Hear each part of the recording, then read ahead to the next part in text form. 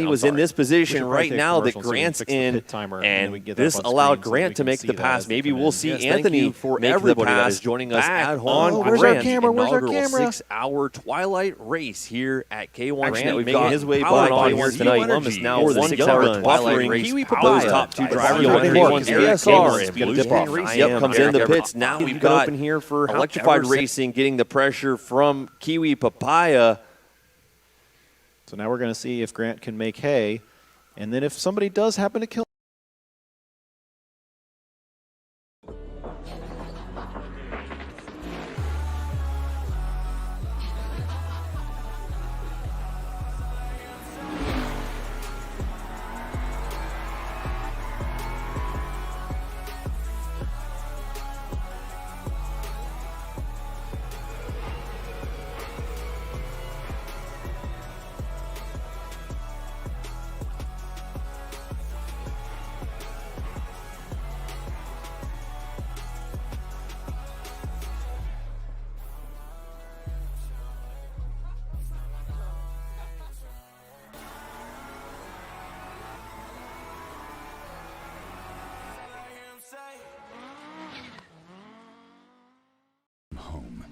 The first memberships will be invite only, so apply today and take the next step in your motorsports career.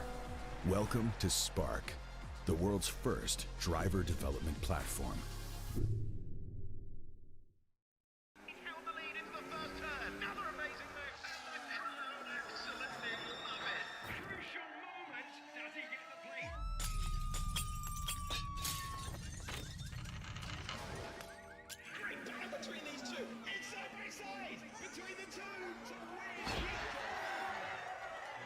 Powering every race and every emotion. The Lenovo AI PCs, servers, and services. Now that's smarter AI for all.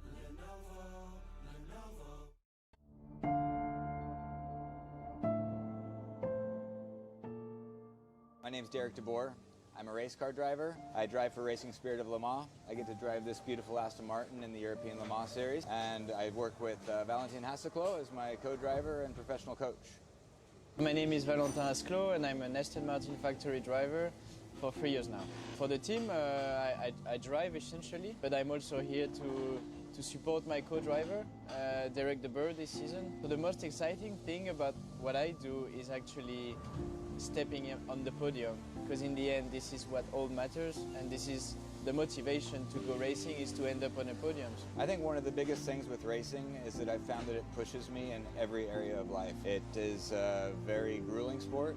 It takes a massive amount of commitment and effort just to be here, and then it takes a huge amount of discipline to be able to perform and do what's asked of you in the exact moment that's needed.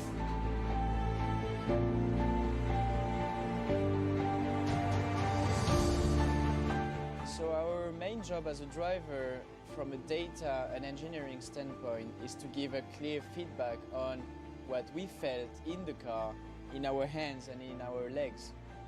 So the engineer can start thinking about the setup adjustment, but sometimes we talk with our emotions and data has no emotions. So it's important to cross the driver's feedback with the data to take a decision on the setup change for the next session. As simple as that. Trace 3 is an expert in analyzing data and providing good feedback, makes them a perfect partner for our racing team. We live in the same worlds where we rely completely on facts and data and information, and there's no one better than both sides, Racing Spirit of Le Mans and Aston Martin, and Trace 3 to make the best use of this data for making better decisions.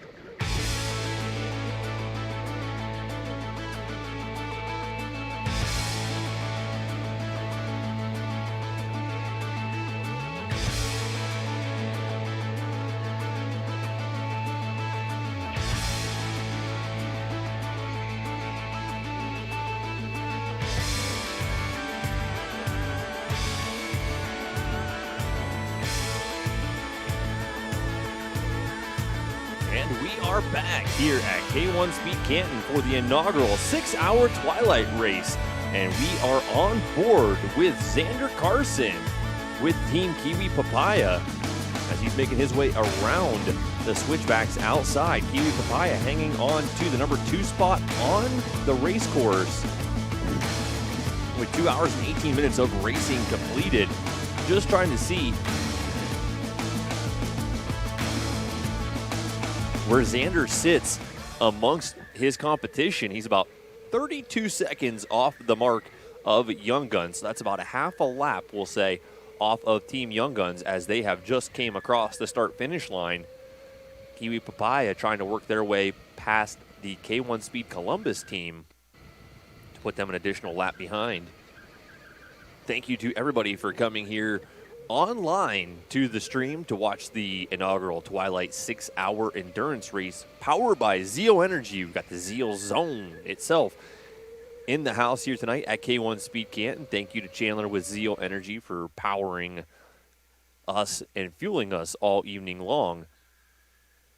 Back on course, Kiwi Papaya feeling the pressure from Electrified Racing. Kiwi Papaya just coming out of the pit, so they have cold tires, so they have a little bit of track time before the tires will come up to temp and track lap times will start to go back down into the competitive times that they are typical. But this is once again Xander's first stint on track, so he has been out of the hot seat for quite some time. He may not have been driving at all today yet, unless he is old enough to drive here. I'm not sure. I didn't catch how old Xander is to see if he had to get driven here. No?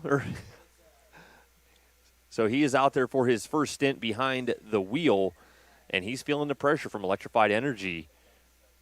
Electrified Energy trying to work, recover a little bit as they are quite a few laps off the mark.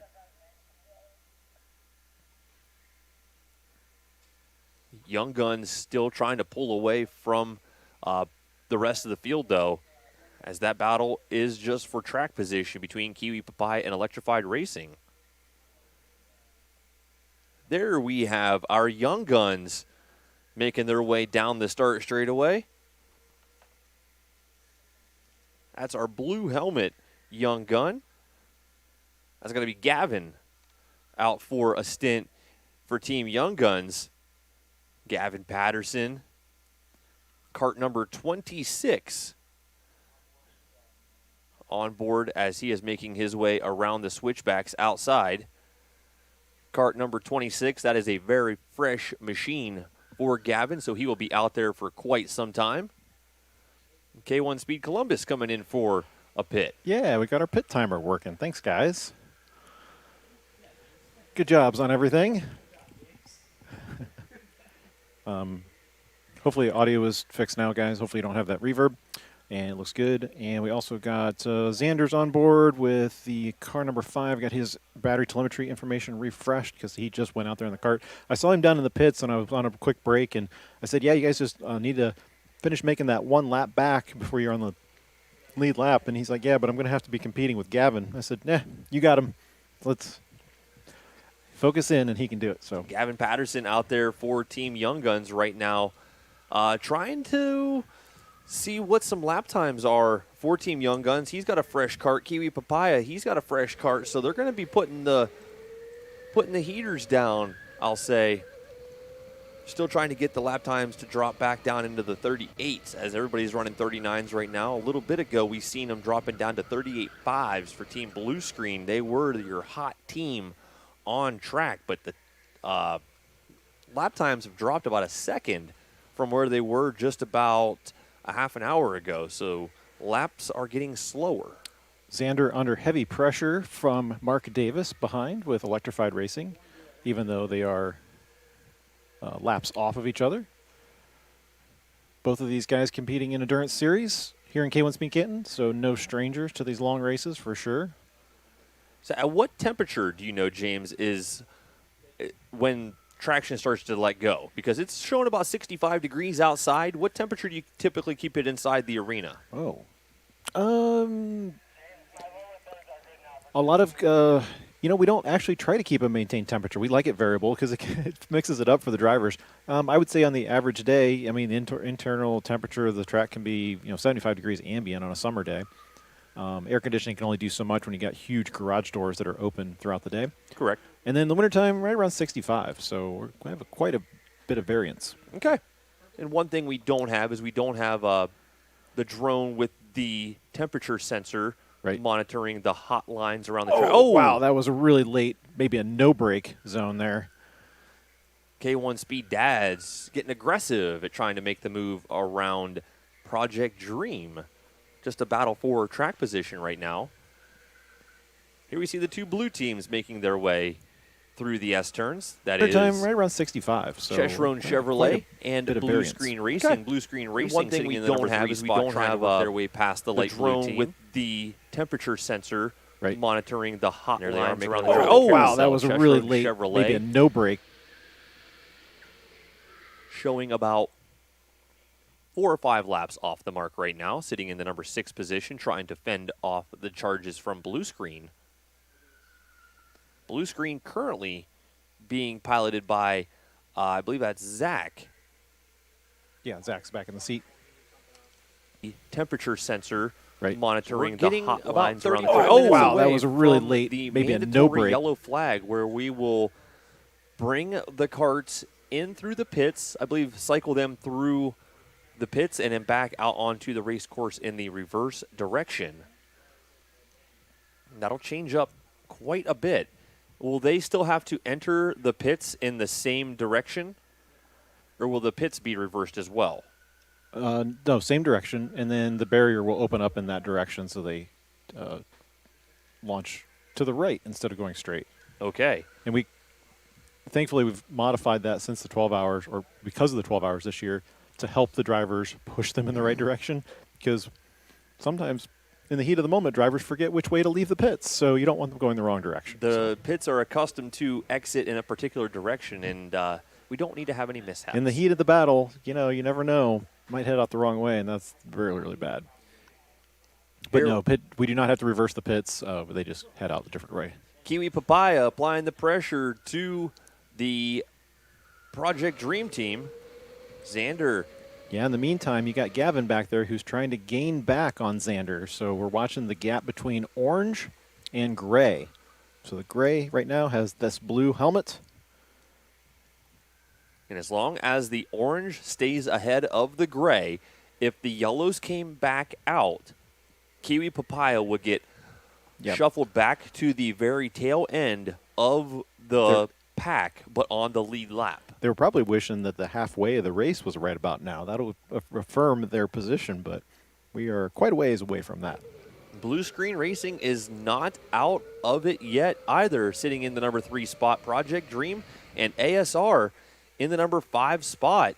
ASR, they're hoping for a podium. We were talking to Arin a little bit ago, and he was optimistic with the way that their team is running right now. Yeah, I think they're happier so far with the top 5.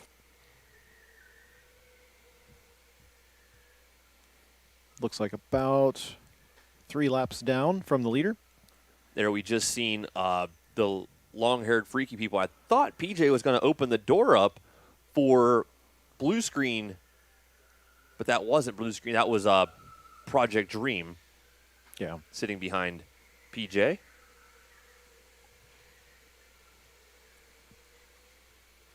Single file down the starter straightaway they go. PJ Mannypenny trying to maintain.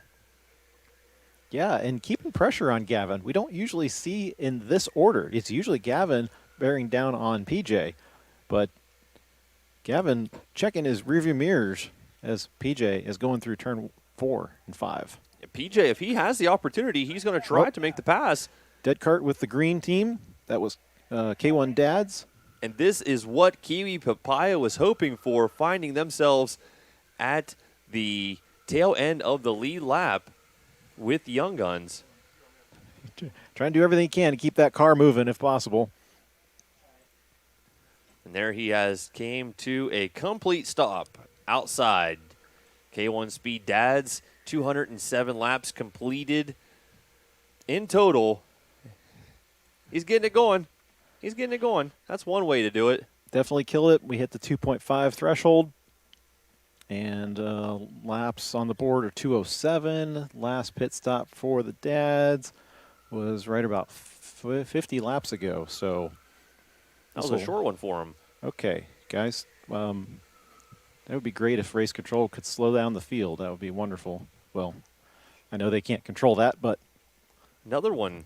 Nope, that's the pace kart. Yeah. That'd be funny. Yeah, we don't want the pace kart to lose.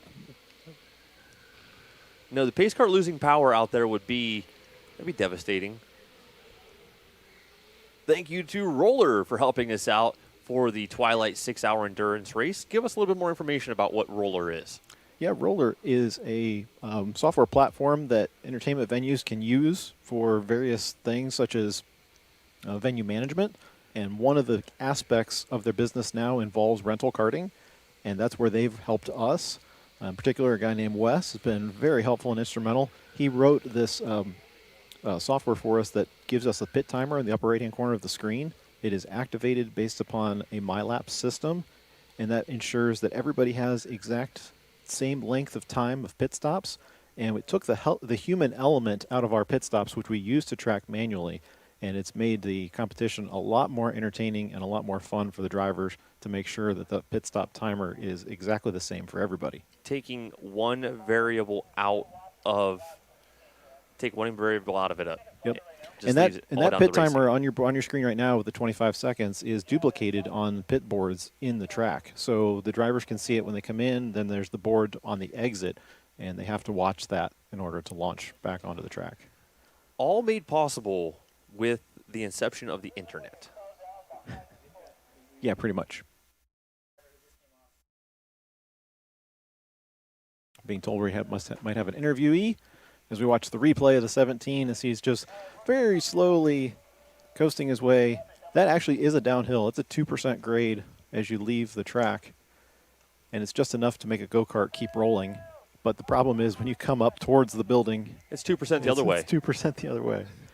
I was pushing a junior kart when we were doing our test for the batteries and realized just how difficult it is to have that steering wheel turned, it's scrubbing, and pushing up that grade.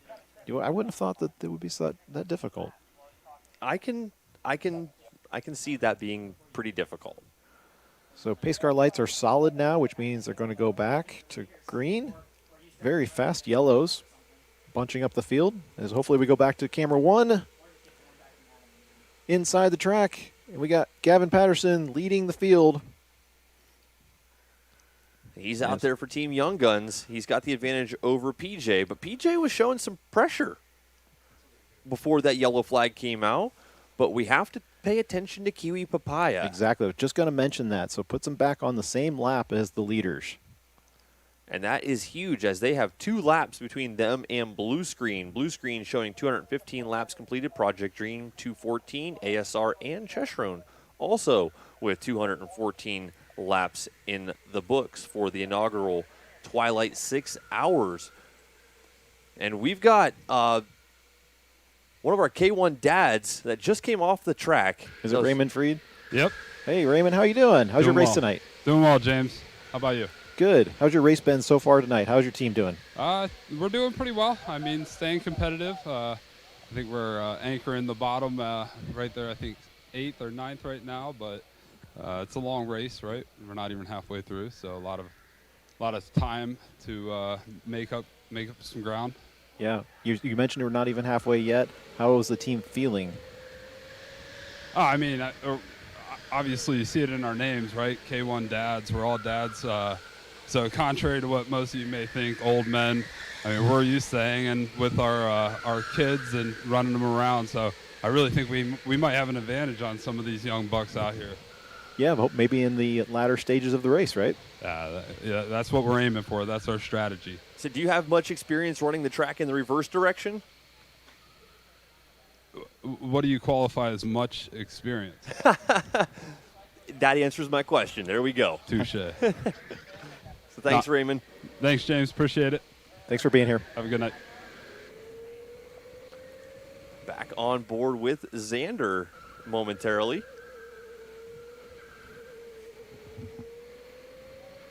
making his way, or still applying the pressure to K1 Speed Columbus, and K1 Speed Columbus seeming to open the door up for Xander to potentially make a pass. And there the door does open as they're entering the kink.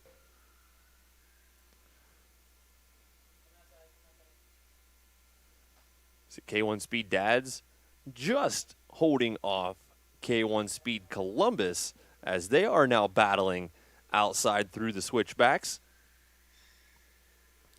Here's a great battle, though, as we see Kiwi Papaya closing the gap on Young Guns. I thought that was actually ASR Racing with the gray helmet. Yep, that's David out there for ASR. Yeah, while you're checking that, I was looking to see when Gavin came in because his battery was still showing 100%, and yeah, he's only had a few laps, probably about 10 or so. But that's an example of how the battery can still register 100% for a little while, and then it starts rapidly decreasing. Again, the percentages are just approximations, and that's why the teams can't rely upon them solely as the metric on whether they should pit or not. They're really watching individual cell values, and as we can see, it's caught out several teams. So whoever does the relaying of the percentages must work for Apple in a previous employment, because my iPhone holds 100% for a while, and then it drops off. Yeah, it's the best approximation of cell voltages, and it's not always accurate. And I warned teams, I made a video for them to watch about explaining how this whole telemetry system works, and I said, when you get to 10%, not only should you be highly considering pitting the car, but you also can't depend upon even seeing the 5, 6, 7, 8% values. I think that was Project Dream just coming in for a pit, and that is going to allow Cheshire and Chevrolet to adopt the number 5 position, and ASR Racing is right there to capitalize as well, moving up into the number 4 spot, and that puts ASR and Cheshire and Chevrolet 1 lap behind Blue Screen Racing. So they are not too far out of a podium position here as we are nearing the halfway point for the inaugural Twilight 6-hour endurance race here at K1 Speed, with Young Guns and Kiwi Papaya still running the show, trying to catch a differential between Young Guns and Kiwi Papaya. There we got Gavin Patterson coming through. Yeah, turn 3, and then where's the reference point to Kiwi? So I saw him going through 4. So, yeah, they've still got a pretty good gap on him so far. So Kiwi Papaya had to clear the entire field before being in the number 2 spot altogether behind Young Guns, and he still has a handful of karts ahead of Kiwi Papaya before he will have that clear real estate and nobody ahead of him except for the Young Guns. Project Dream making their way back out onto the race course as their pit timer expires. We'll have to remember to ask the teams next time we interview them about their team names, because I think Kiwi Papaya is one of those interesting ones. As far as I know, it came from Alex Eckelberry, who is their team captain, and he always wears Papaya when he's racing, and I think he loves McLaren.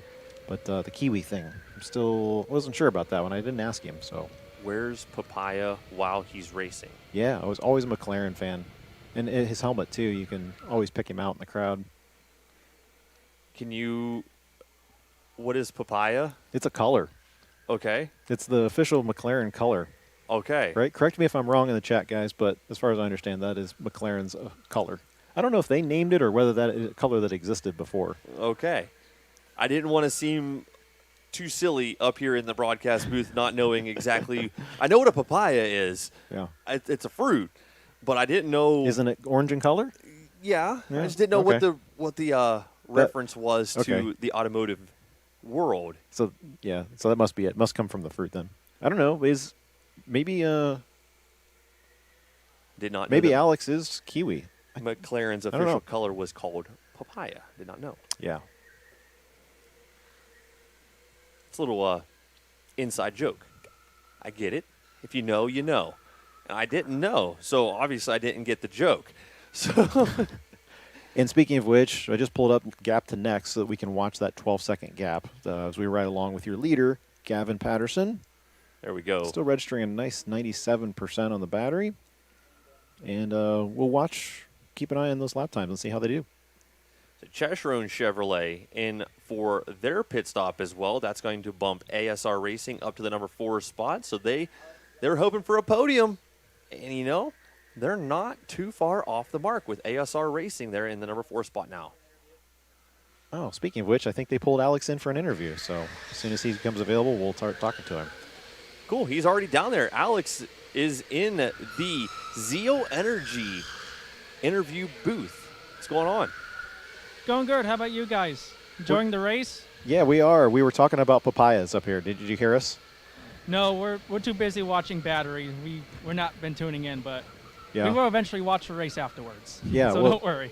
The good news is your guy Xander is in decent shape right now, registering the 59%. We were going to ask about the team name, though. Tell us about how that came about. Well, we're all a fan of the McLaren Formula One team, and we were kind of just sitting around, joking around about what to call a team, and we just kind of came up with Kiwi Papaya, and it stuck with me. The Kiwi has nothing to do with the New Zealand heritage. It's just for the fruit mostly. So. Oh, okay. I'm sure you're going to probably ask me that. Is there such a thing as a kiwi papaya then, or you just made that up? We kind of just made it up. All So right, cool. Just having fun with it. Well, we're going to count and see how many more times we can say papaya tonight. It's just a fun word to say. You can count. You guys keeping track? I haven't. I haven't. Maybe he has, Somebody but at I home. haven't. Somebody is. Alex, tell us a little bit about strategy and whether you guys are, playing tune to your strategy or how it's deviating. Well, we kind of came in today hoping we can just stretch the battery out as far as we could. I know that high voltage did that in the 12-hour. We've been doing that for the most part. Last stint with Grant, we could have maybe left him out for like another lap, but with the batteries dying, we just felt like we had to start being conservative. And plus, we have a good gap on third, so I felt fine if we pitted like a lap or two early, That is a fair assessment to make. And you guys still did really well because you're looking at 62 laps on your first stint, 67, and then 66. So I don't consider that conservative at all. You guys have done very well with that battery management. Yeah, we seem to have a good little strategy going on, so we're just going to hope that we can keep to this. And like I said, we're in a really good spot and just go from there. Well, best of luck to you moving forward through the rest of the evening, and hopefully everything pans out very well for you. Thank you, guys. Thanks, Alex. This is Xander Carson applying the pressure to ASR Racing. That would be David Rydell for ASR Racing, trying to clear another kart to minimize what he has to go through if and when the yellow flag comes out once again. Because when the yellow flag comes out, the field bunches back together. And there we see the two blue teams going side by side through the kink, allowing the door to open up for Team Electrified Racing, having the advantage through all of it. That's actually the purple team, Project Dream, sitting in 7th, followed by Blue Screen, followed by Electrified, followed by ASR. Then it is Kiwi Papaya. Oh, tag on the back of Mark Davis there. That's going to set him back a little bit and then continue on this battle up in the front. So Xander had quite a bit of ground to make up to get to these 4 karts ahead of him, but all of a sudden, in an instant, he was all over these 4 karts just ahead of him. Now he's going to try to work his way through all of them, but leading this 5-kart train is Project Dream Racing, and it's not so dreamy, I'll say, as he's got his hands full. And there we've got Xander giving that ASR really a bump. Caught Xander coming into the inside track there. So Xander coming around the carousel at the tail end of this group. And if and when Xander works his way all the way through them, that'll put him second on the track behind Young Guns with no kart separating them. And if a caution comes out, they'll be all over each other. And that one lap cost him 2 seconds. They went from a 14-second gap to 16 in just that one lap, just that traffic. Line selection, line selection, line selection. And right now, it is Project Dream not being everybody else's dream behind him. It's kind of slowing the pace of these 4 karts. Got Blue Screen, Electrified, ASR, and Kiwi Papaya all kind of bottlenecked up behind the purple hooded team. as Gavin Patterson, clear real estate ahead, clear real estate behind, keeps putting in some pretty good lap times. We did see lap times into the 38.5 second range. I'm not sure with Gavin having this clear real estate if he's just kind of running some smart laps, running some mid 39s, or if he is putting in some heaters. He is compared to Kiwi, so 7/10 on that last lap, still in the 38s, which is good. Yeah, definitely. You can see how far back. So he's just past them on the right hand side of the screen there. That's how much track space he's gained. Substantial amounts. So Kiwi Papaya, they want this. That's another 2 seconds lost to the leader. They want this just to disappear. I think this is a battle of the two Zachs. I think we have Zach in the two blue teams. I think that's actually purple. Yeah, purple and blue, sorry. That is the purple for Team Project Dream. There, the door opens up potentially for ASR to move by blue screen, but no, it is Kiwi Papaya doing a 2-for-1 special, making a pass on two of the karts, making a way by ASR and Electrified. But Electrified's pointing his hand up. He's like, I'm not real happy with what just happened ahead. Or was that a point back? Oh, no, that's going to tag him on the side. Whoa, big crash, pile up there just after the finish line. That's going to collect a couple of karts and tighten some things up behind him. But now we have Project Dream and blue screen clear of Kiwi Papaya.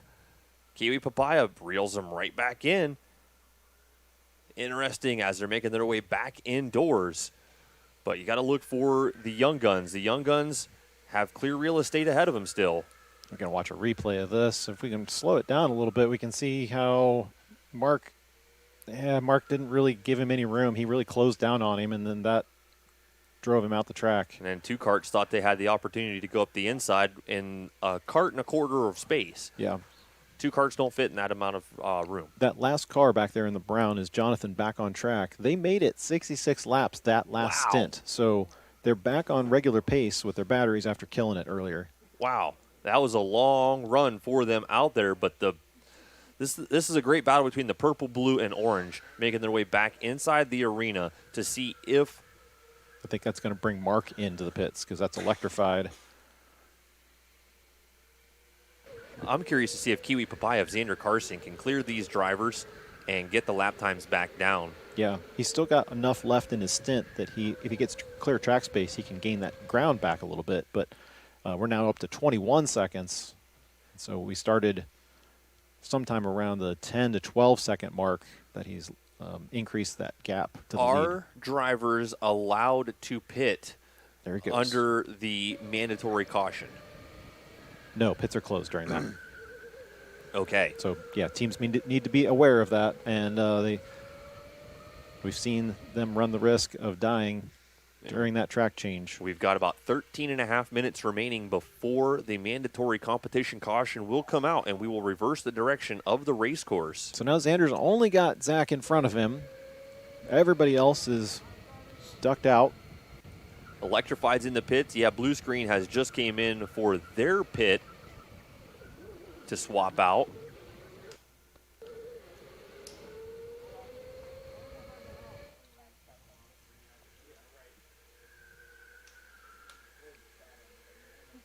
We'll be keeping an eye on the gap between. So now 23 seconds to the leader, and there's an additional kart in between Young Guns and Kiwi Papaya as well, with Electrified Racing coming in and out of the pits, has put an additional kart between the orange and the gray team. So it was just Project Dream sitting ahead of Kiwi Papaya until the pit cycles started cycling through once again. The Young Guns back into the lap traffic, slowing their lap times down a couple of tenths, and Xander Carson's are going the other way, so starting to close the gap back down, but not quite quick enough, as he is about half a lap off of the mark of your race leader, Gavin Patterson, out there for Team Young Guns. And watching ASR Racing, because they've now moved into third with the pit stops from Blue Screen and Project Dream, but they are at the tail end of their stint. So they've hit now right about 60 laps, so we'll be watching to see when they come in, or if they'll be the next ones to kill a battery on track. But looking at your... Xander's going to get a good run on him this time, down into turn 1. I think he's got him. I think that'll be clear through 2. Yeah, it is. Looking at your lap counts, there are only 3 teams that have only pitted 3 drivers. Correct? Yeah, ASR, Young Guns, and Blue Kiwi. Screen. Yep. Oh, and Blue Screen, yeah. Okay, so 4 teams pitting. But they're at the end of their stints here, so... And they're on top of the leaderboard. Yep. But look at long-haired freaky people. They were buried with Katy Wise, putting them deep in the field. They were battling for 9th at one point in time in this race. They have somehow found themselves into the number 5 spot, and they're only a couple of laps out of a top 3. Yeah, Jonathan's fresh out there. Yeah, it is his second stint, because he's the one who started the race for them. So Katy is not the only driver to be stuck out there on the race course right now. So other teams have had the same misfortune as the long-haired freaky people. And we've seen, I definitely know that K1 Speed Dads have been affected by a dead battery on track. I think this is the replay of Xander getting that spot past Project. I can't, off the top of my head, remember the other teams that were stuck out on track as well. If it was Electrified and if it was Cheshire or if it was the different teams. Cannot remember off the top of my head, but Ponzi, David Pons, let's go Xander. Thanks, Dave. Yep, he's off doing another race this weekend, but he's watching intently. This is one of his coached teams. Always a friendly face in the paddock, and good to see him smiling and get his opinion on it as to what is going on. Yeah, and good luck tomorrow, too. He'll be running a 6-hour gas kart endurance race tomorrow. Where is that held? Oh, I don't remember. Putting you on the spot. I'm sure he'll let us know in a minute if he's paying attention to us. East New Hampshire area, somewhere in there. He'll tell us. I wonder if that is something that he was that he took his own personal cart out to, or if that was a arrive and drive facility. That's a arrive and drive for gas carts. Cool. Yep. ASR came into the pits, and their pit time expires. They are back out there on the track. Ryan Best wants to know what our lap times. We're looking at about 38.5 is the fastest laps that I have seen during the race offhand. Yeah, let's actually pull up who is best lap time overall for the entire night. 38.5 is what I remember off the top of my head. Will we have that data? There we go. 38.249 versus a 290 between 1 and 2, first and second. Yep. So 38.5 is a pretty good lap time nonetheless for any of these teams. And we've seen the top 5 breaking into that as well. So very cool.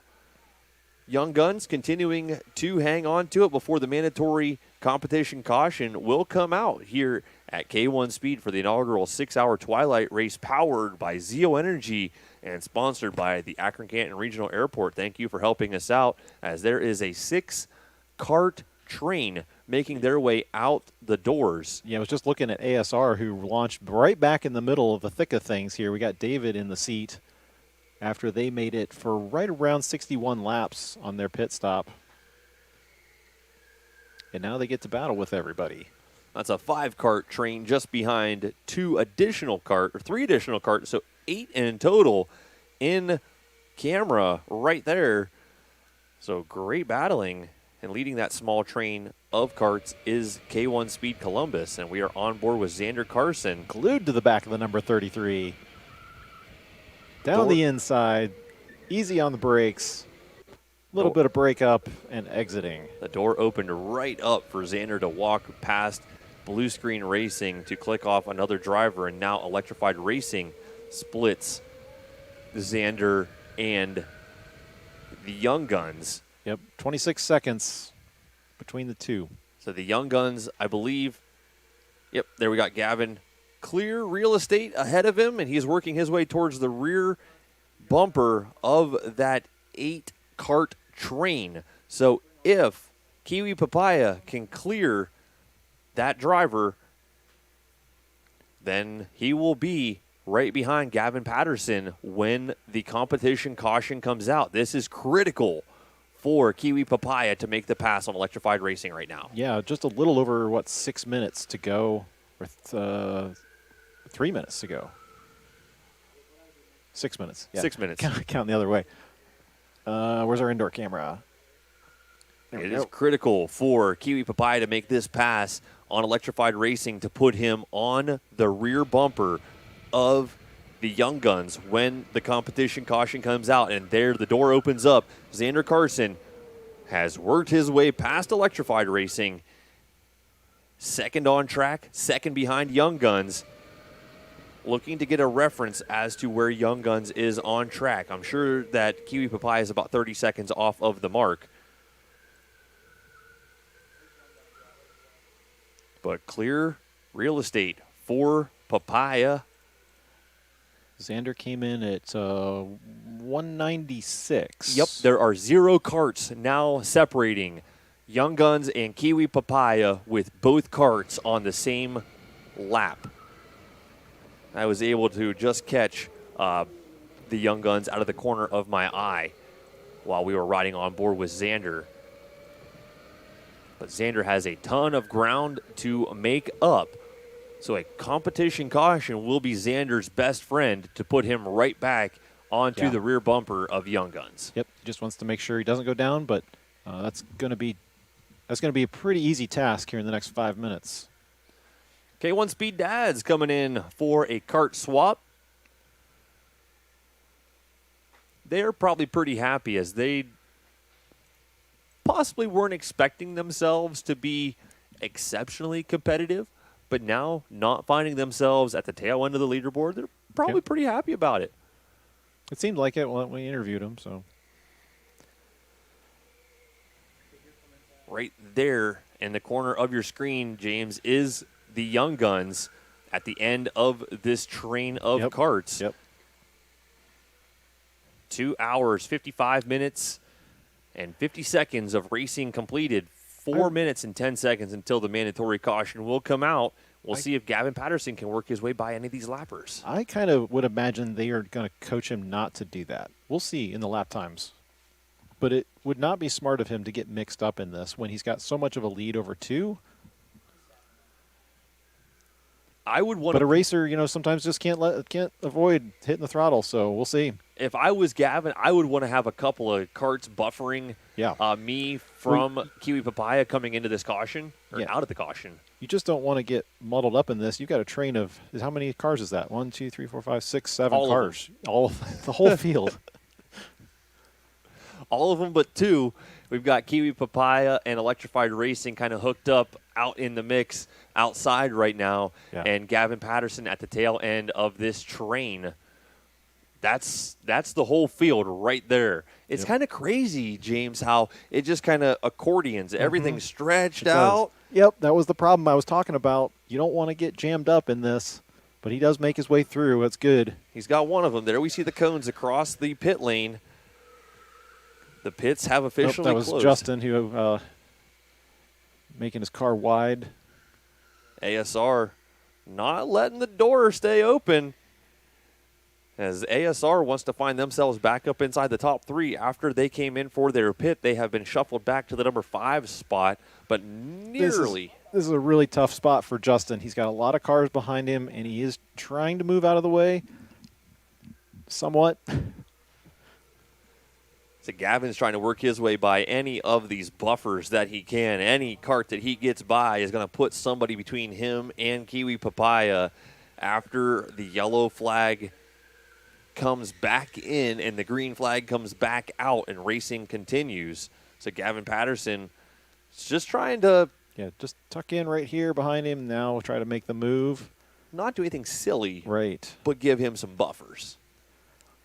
Because you do have a big lead, but if you get spun sideways, it could be evaporated like that. Gone, exactly. So you don't want to do anything risky, but you want to give yourself some comfort whenever green flag racing continues with a little bit over a minute and a half of green flag racing remaining before the competition caution will come out. And it looks like we got another yellow flag as we're on board with Xander Carson making an easy pass on a couple of drivers. Xander Carson. It's a cool montage right here of him just passing everybody. Very cool. Yeah.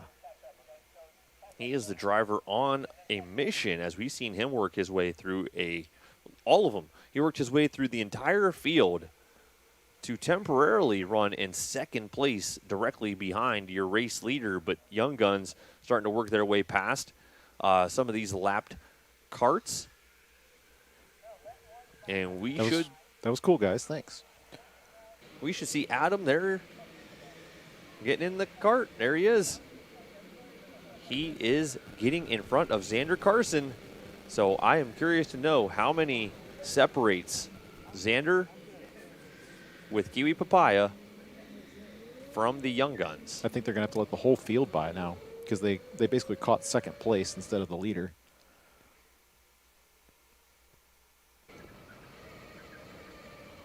And if they pick up Gavin, that'll be... Yep, they do. Okay. So I think they should be waving Justin by since he's down one. Justin with the K1 Speed Dads. Yep.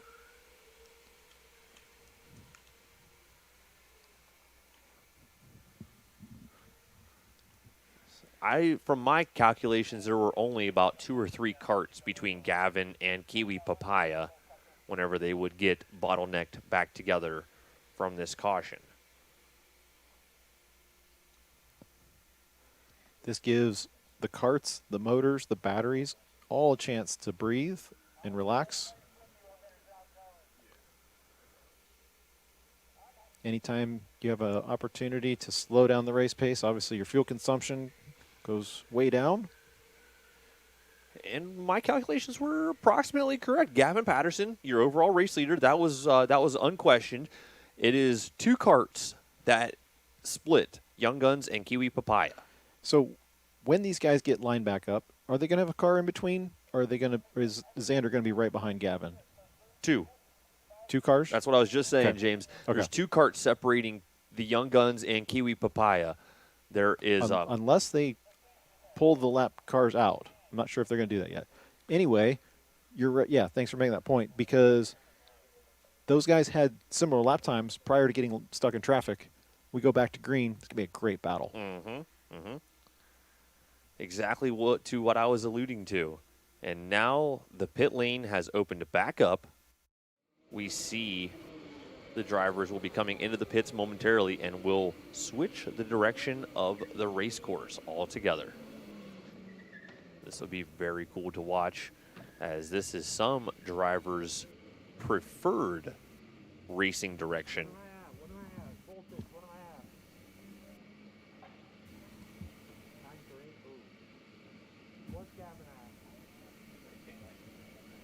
Probably feels agonizingly slow going through the pits. I'm sure this is after being at race pace. Heart's still pounding, adrenaline's still pumping. Some of these guys are right in the middle of their stints. And this is going to be a very quick competition caution. They're not going to do much other than just collect the drivers, reverse their direction, and get racing back underway. We'll find out if they're going to unlap anybody.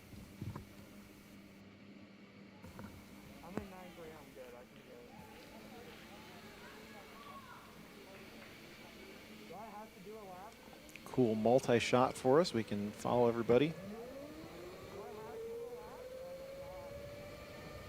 You can see that the sun is altogether gone here today for the twilight race here at K1 Speed Canton. It is dark outside. The light plant is on. It's so exciting to see. We've been talking about this race for 2 years. Always wanted to have in this kind of weather, and it's just been perfect today. The weather leading up to today's event as well has been exceptional here in Northeast Ohio. This is going to catch out the blue screen a little bit. You got to use reverse there when you go in through that lane. It's a very tight corner.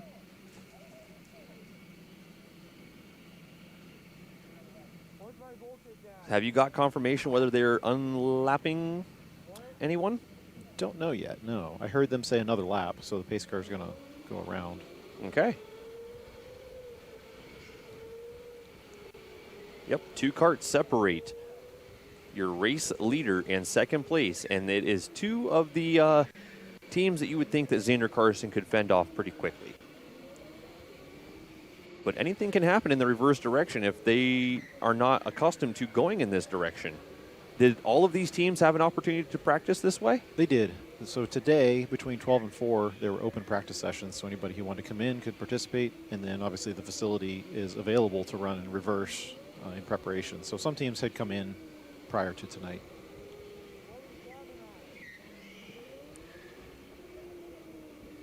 Yeah, we'll see if anybody's pace changes or picks it up. I tell you, that we ask people about whether they like the outdoor track. I almost get 100% response when they drive outdoor reverse that they love it. When they do indoor reverse, I get a 50-50. So some people love reverse indoor, and some people are like, it doesn't really make that much of a difference. I think the reason, if you look at the bottom left-hand corner of your screen where Gavin is, you come flying up here in the reverse of turn 4, and you've got to coast/brake a little bit to get this turn 4 just right. And I think that's probably the most exciting thing that the drivers enjoy about having the outdoor section open and doing it in reverse. Carrying the speed down that straightaway in a quick. Very much so. A lot of drivers will ask whether they should brake there. I've never been successful with the braking there. Some drivers have stated that they do, but I think the natural motion of the car is to let off, coast for a fair number of feet. It feels like a long time. Then push your way through the 4 kink and then get right back on the throttle. Cool. But it's a hard balance to achieve, and you want to make sure you're not using up too much track space when you do it because you don't want to run wide. So I seen that the facility was closed to the public all day today, and it was open for practice for the endurance race that we've got going on. Yep. Was it also open for the junior racers, or most of the junior racers still in school at that time? Yeah, the juniors only got one 10-minute warm-up. All right, so this is going to be Gavin. Oh, no, the number 5 of Xander looks like it's dead. That is going to be devastating to the orange squad as they were Yeah, that battery now registering completely dead. Oh, no. The number 2 team lost it on their way back to the green on the outdoor track. Wow. Wow, wow, wow. I was so optimistic for them.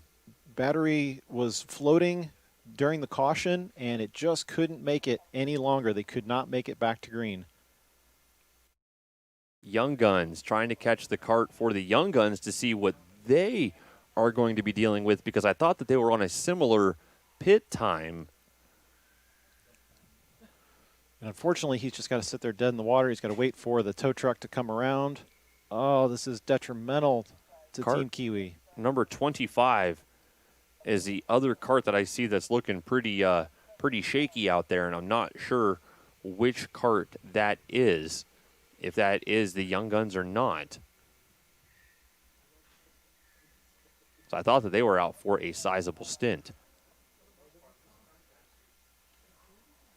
So we're looking at the lap counts now.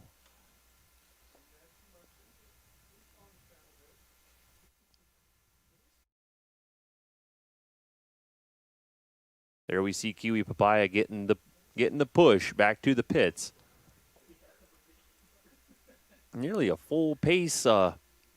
264 from the yeah, that the was tow kart. Oh, that was 68 laps on that kart. They didn't pit it before the yellow. He was flirting with it for a little bit too long. Yep. And the batteries had a chance to flex there during the caution, and whenever they got back underway, it just all went. Now, for anybody wondering about the pit stop procedure, his entrance into the pits doesn't really matter. The timer has been activated. The next driver on deck is allowed to proceed. So as long as he comes in safely to the pits, that's all he needs to worry about. Tyler Stevenson for Young Guns. Kart number 14 playing a very smart game, as that is a fresh kart. When did they come in for a pit? Was it the lap after? They timed it so Just perfectly. Yeah, it was. Wow. They timed that as Xander's kart expired. Tyler Stevenson was entering the pits. Did not enter the pits during a closed pit lane time when the... What was their prior kart number? Do you remember? It had to have been 25 because that was the one that was terrible. Was it? It had to have been 25. Yeah, they were pretty close. If that was the kart, which I think you're right. I think it was flirting with 2.8 volts on the lowest cell. So Tyler Stevenson and the Young Guns team caught the biggest break of the night. I'll say that right now in the box. They caught the biggest break of the evening. As Kiwi Papaya's kart expires, Young Guns were already pitted, did not enter the pits during a closed pit time. That was perfectly executed from the Young Guns. And Alex Eckelberry, their starter, will be back in the seat for them. I complimented them on pushing their lap counts, but that one didn't work out as well. Unfortunately, they are a couple of laps off the mark now, and they will have to make all of that ground back up now, showing one lap off of Young Guns. But but does this keep them in second? They'll still be in second, but they're going to be one lap down. In Okay. second. Should have known that. So they have to do all of that work once again. Yeah. So the best that Alex Eckelberry could do would be to make... Still, I mean, quite amazing that they're going to be holding on to second after all that. Absolutely. Yeah. Absolutely. The best that Alex Eckelberry could do right now is put in a heater and hope for somebody else's kart to expire and pass Tyler Stevenson before somebody else's kart expires to put them at the tail end of the field. Yeah. That is the best thing that could happen for the Orange squad right now. If that scenario does not play out, that very well could be it for the Young Guns, but there is still Still half the race to go. Nearly 3 hours of racing remaining. You can't say anything is over yet, but that could have been critical for the Orange squad. This is a long open lap for the teams to run without a pace car because of the reverse direction in the pits operations. Tyler Stevenson's going to be in control of the field to make sure that it gets to a controlled start, but he's definitely not waiting around as they go through four. Looking at any of these karts right now, it doesn't look like anything's standing out that, hey, we got to be paying super close attention to some of these karts. So we're just going to be having some good racing here as the green flag flies once again here at K1 Speed Canton for the inaugural. Yep, as Harrison's back in the seat for electrified racing, battling it out with Justin in the green. Look to see if he can make a move down the inside. He does. See if he can make it stick. No, Justin's going to get that back on him. And door was opened up. Here comes K1 Speed Columbus. I believe that's Robert who's in the seat right now. Walking right in.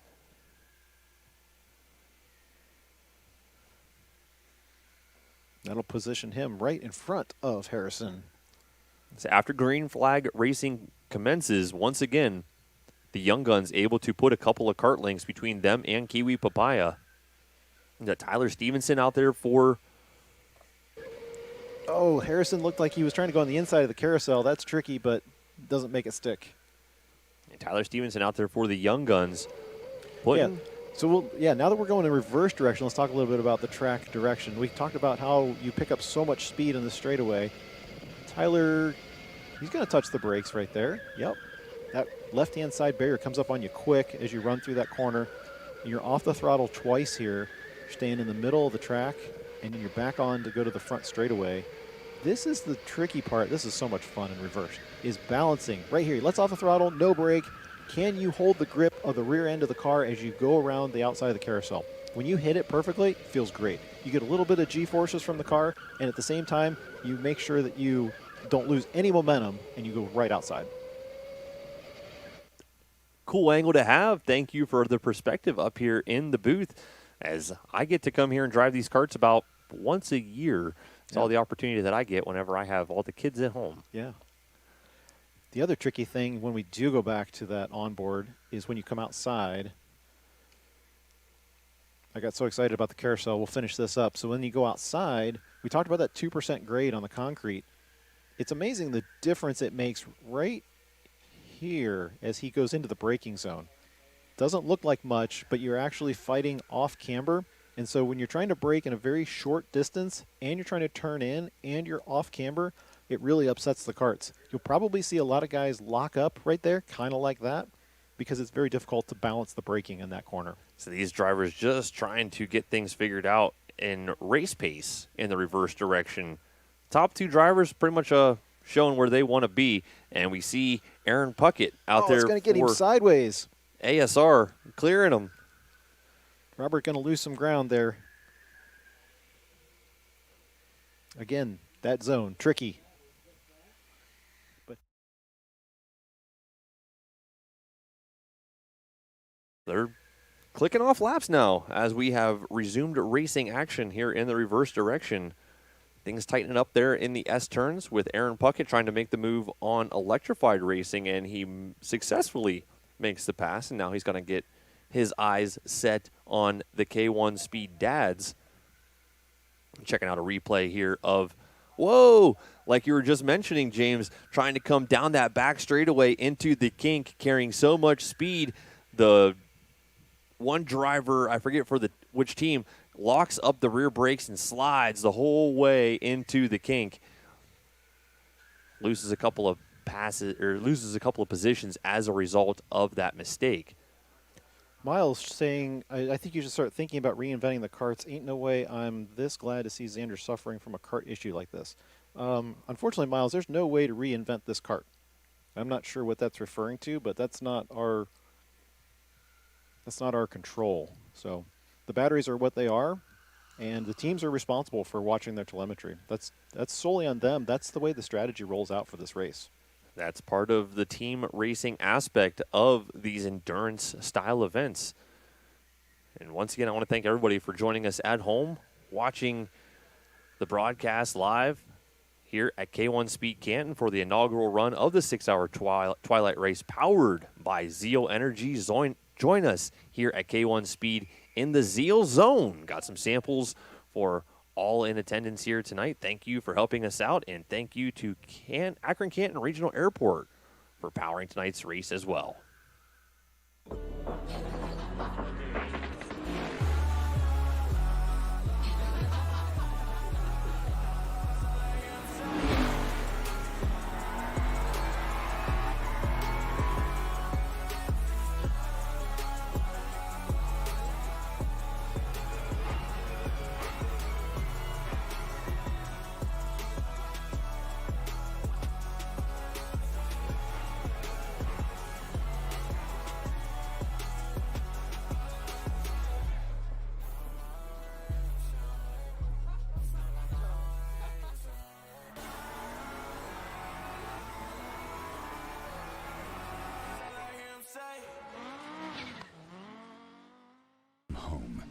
The first memberships will be invite only, so apply today and take the next step in your motorsports career.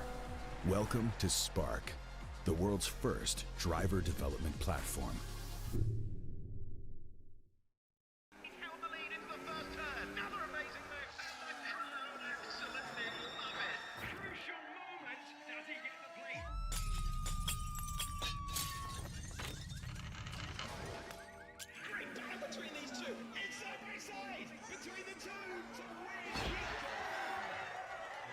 Powering every race and every emotion. The Lenovo AI PCs, servers, and services. Now that's smarter AI for all.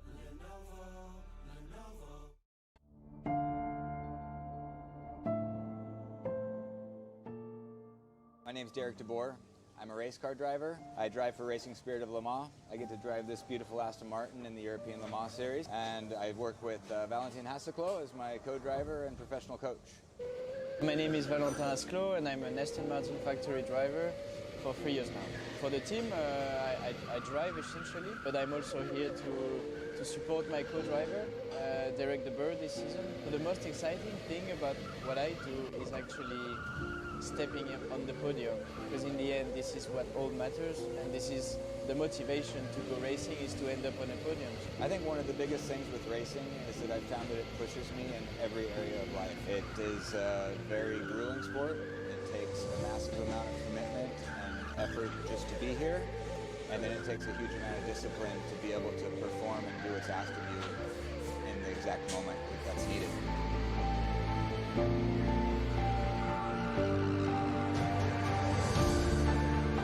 So our main job as a driver from a data and engineering standpoint is to give a clear feedback on what we felt in the car, in our hands and in our legs.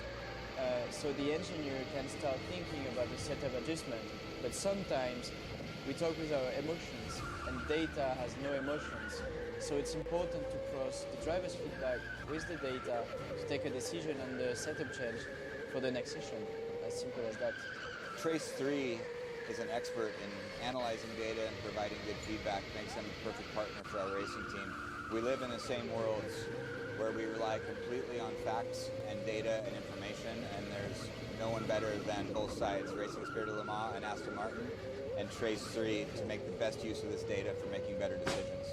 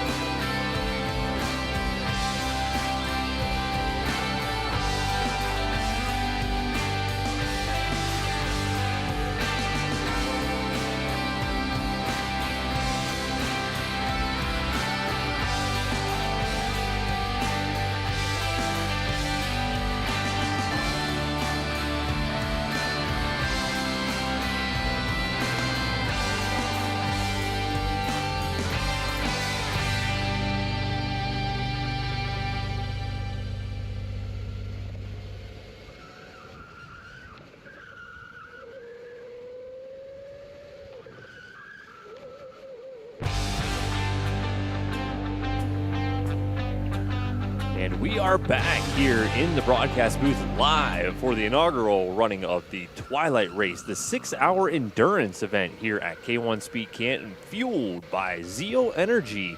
And we are on board with Tyler Stevenson. He's making his way through the switchbacks outside. And you were making a comment as we were watching the onboard through the commercial break about his line through here, and I think you're absolutely right. Watch when he enters here.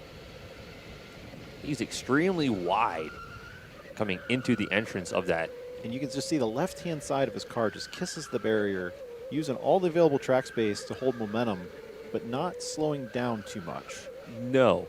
He is going very wide at the entrance of that kink and carrying a ton of momentum, almost like he's kicking the back end of the cart around early to straight line himself at the exit of that kink. And he is closing the distance on that electrified racing cart running just ahead of him and putting the time between him and Kiwi Papaya. Yeah, 38s last time by. The best lap time. Yeah, best lap times. I don't think that's modified since what we looked at a couple hours ago. No, that's going to be the forward direction fastest lap time. Yeah. So the best, the last lap time is going to be our best inside look as to what they're running around the track right now. And Young Guns about a half a second off of their best in the race in the forward direction. So we'll continue to watch that because we want to see if he continues, Tyler Stevenson continues to be the only one ticking off the 38s. He obviously was the last time around.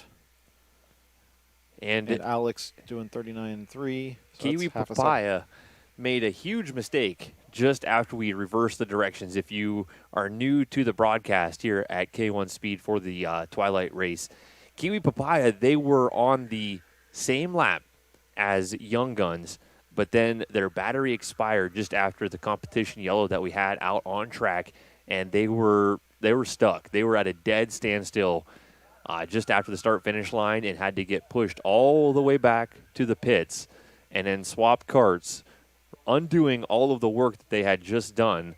The best opportunity that they could have hoped for was a quick pass and another caution flag to get them at the tail end of the field on the lead lap, but being right behind Tyler Stevenson whenever that green flag flew, that was pretty much all she wrote for the orange team after that restart, and he has not been able to hold a candle to the Young Guns as they have just been pulling and pulling and pulling away each and every lap. With the lap times right there, pretty consistent every time. Yeah, Alex Eckelberry is not much he can do right now other than just continue to charge. I checked back on the chat that the drivers have to race control, and there was a penalty, 5 seconds hold given to Mark Davis back about 40 minutes ago. He had questioned why it was, and he said that there was pushing around in turn one, and then there was retaliation. So they do have the option of holding the driver for 5 additional seconds after their pit stop timer expires, and then that's how they serve their penalties. Thank you. I was wondering how penalties were assessed. We watch a replay here of something. Is this Tyler making his way through the field? Pass on. Clean pass on electrified racing. I was wondering if that was Adam back in the seat for electrified. It looked like him. I don't have him noted here, but it looked like he was back on the feet. So. There we see Arin Puckett in the hot seat for ASR Racing, and where does he find himself? In the number 3 spot on the race course. Where did he want to be? Inside the top 3 whenever the checkered flag flew. He is doing exactly what he was hoping he would do and excelling in this reverse direction. Sitting on board with Sohan, driver coming from the K1 Speed Columbus crew, making his way through the kink.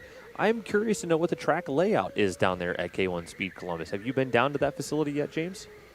Yeah, I've been there a couple times. So they have a double layer track that goes up and down and some elevation changes.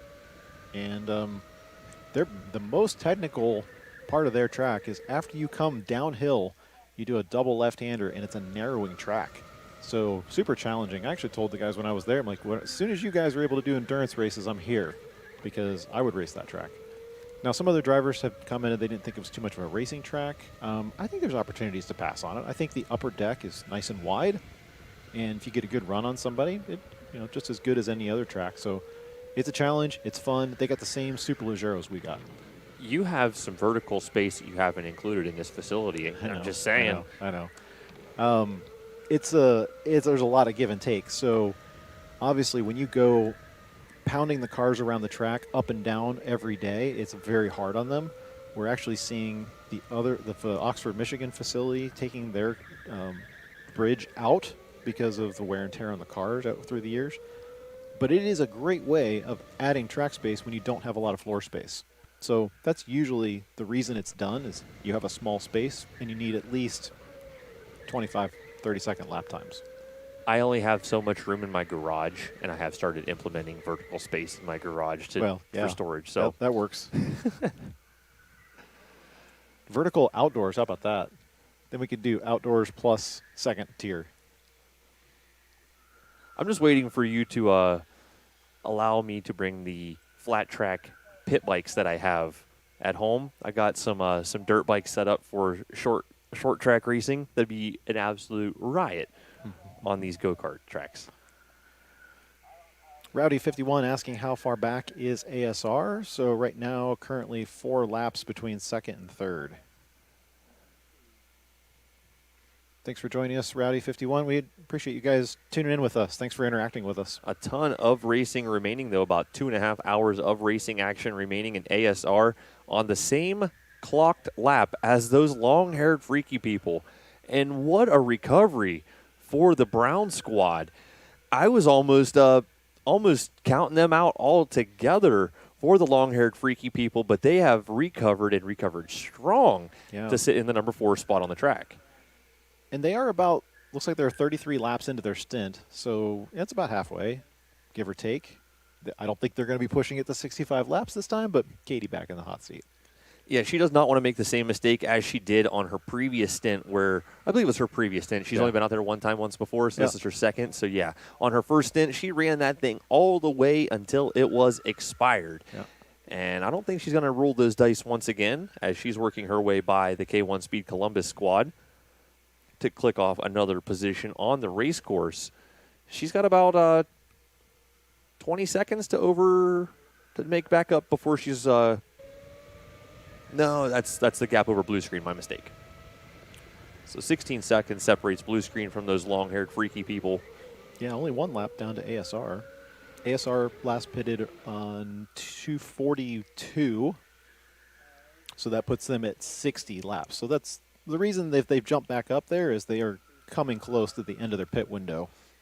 So we should probably see whenever ASR comes in, they'll probably drop back down to the number 5 spot. Most likely.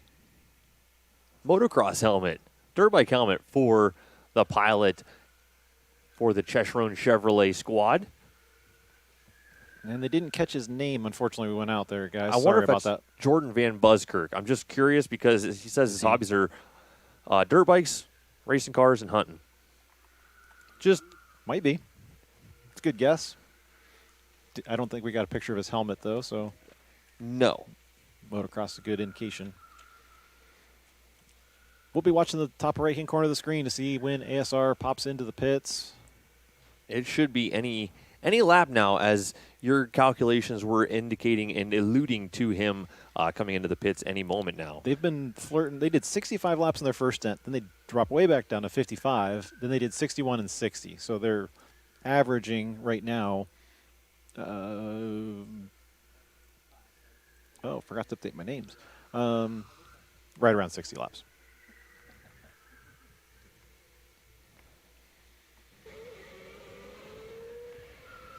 Nathan Vandal piloting the K1 Speed Columbus crew. Thank you for coming up here and racing with us here at K1 Speed Canton.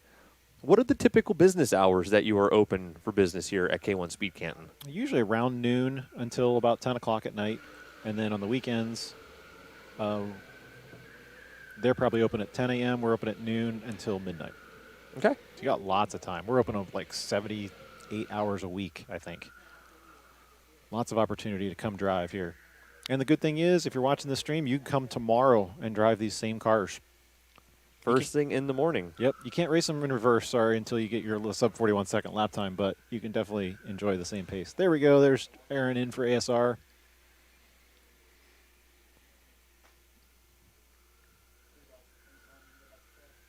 Young Guns still out front over Kiwi Papaya. So if we could, let's pick up ASR and the exit of the pits because I'm curious where they're going to launch back in. We're going to see them drop down a couple spots, my guess is. Do you think fifth? I would say that they're going to come out right there in the number 5 spot. They're not going to go any further back than that. We've actually got 3 teams in the pits. If we could go to the pits, that'd be great because 3 are going to be stacked up. Columbus, ASR, and K1 Dads. Columbus getting ready to come out of the pit stalls to rejoin the rest of the field here. ASR set to come back out on the track momentarily as well. How long is the pit time? 75 seconds. So just over a minute. Yep. Goes very fast. Yeah, it probably doesn't feel that way for the drivers because they're sitting there at the box waiting to launch with about 10 to 15 seconds. I know I did a race up in Massachusetts where we had 2-minute pit stops. And it was an eternity after you were on the track flying around. And what was that event particularly? That was just an indoor gas kart at the Monza track. Got to do an endurance race up there. Experience their indoor facility. Really cool. Double layer track and gas indoors. Cool. Cool. Having the ventilation system to allow the gas carts indoors is a unique experience. It worked great in the wintertime because you obviously work up a sweat driving these cars, very physically demanding. And the cold air from outside, because it was snowing that day, was very helpful. So that would probably be a loud experience as well. But we've got Arin Puckett joining us now in the Zeal Energy interview booth. What's going on? Hey, guys. How's it going up there? We're going pretty good. So you just got done with a stint. Let me see, where did you end up with your numbers? Did you end up with 60 laps? Yeah, I forget exactly the count, but we're shooting for just over 40 minutes. I think 43 minutes or so. Okay. Yeah, it looks like you made about 64 laps, so you upped your average a little bit. Good. How was your stint? It was great. Kart felt good. As you guys know, reverse is my favorite direction, so I just... Yep, we already touched on that one. I felt like I was in the zone. You know, our strategy was to get us pit before the safety car and the reverse track. So Michael did a great job pulling us in right then. And then, yeah, just, maintain energy. There was some lap traffic. We were all kind of mixed in one another, but I just tried to maintain a balance and wait for a smart pass and ended up getting some good, clear road. Spectacular. Looking great out there. After you came in for your pit, you were sitting in the number 3 spot, and after you came back out, you've fallen back to the number 5 position. Now we're playing into the rest of the race strategy. Have you done some calculations to see when you or how often you have to pit and if it's playing out into your strategy? We're ahead of our strategy right now, so that's good. So really it comes down to how much further Nick can push on this lap or on this outrun.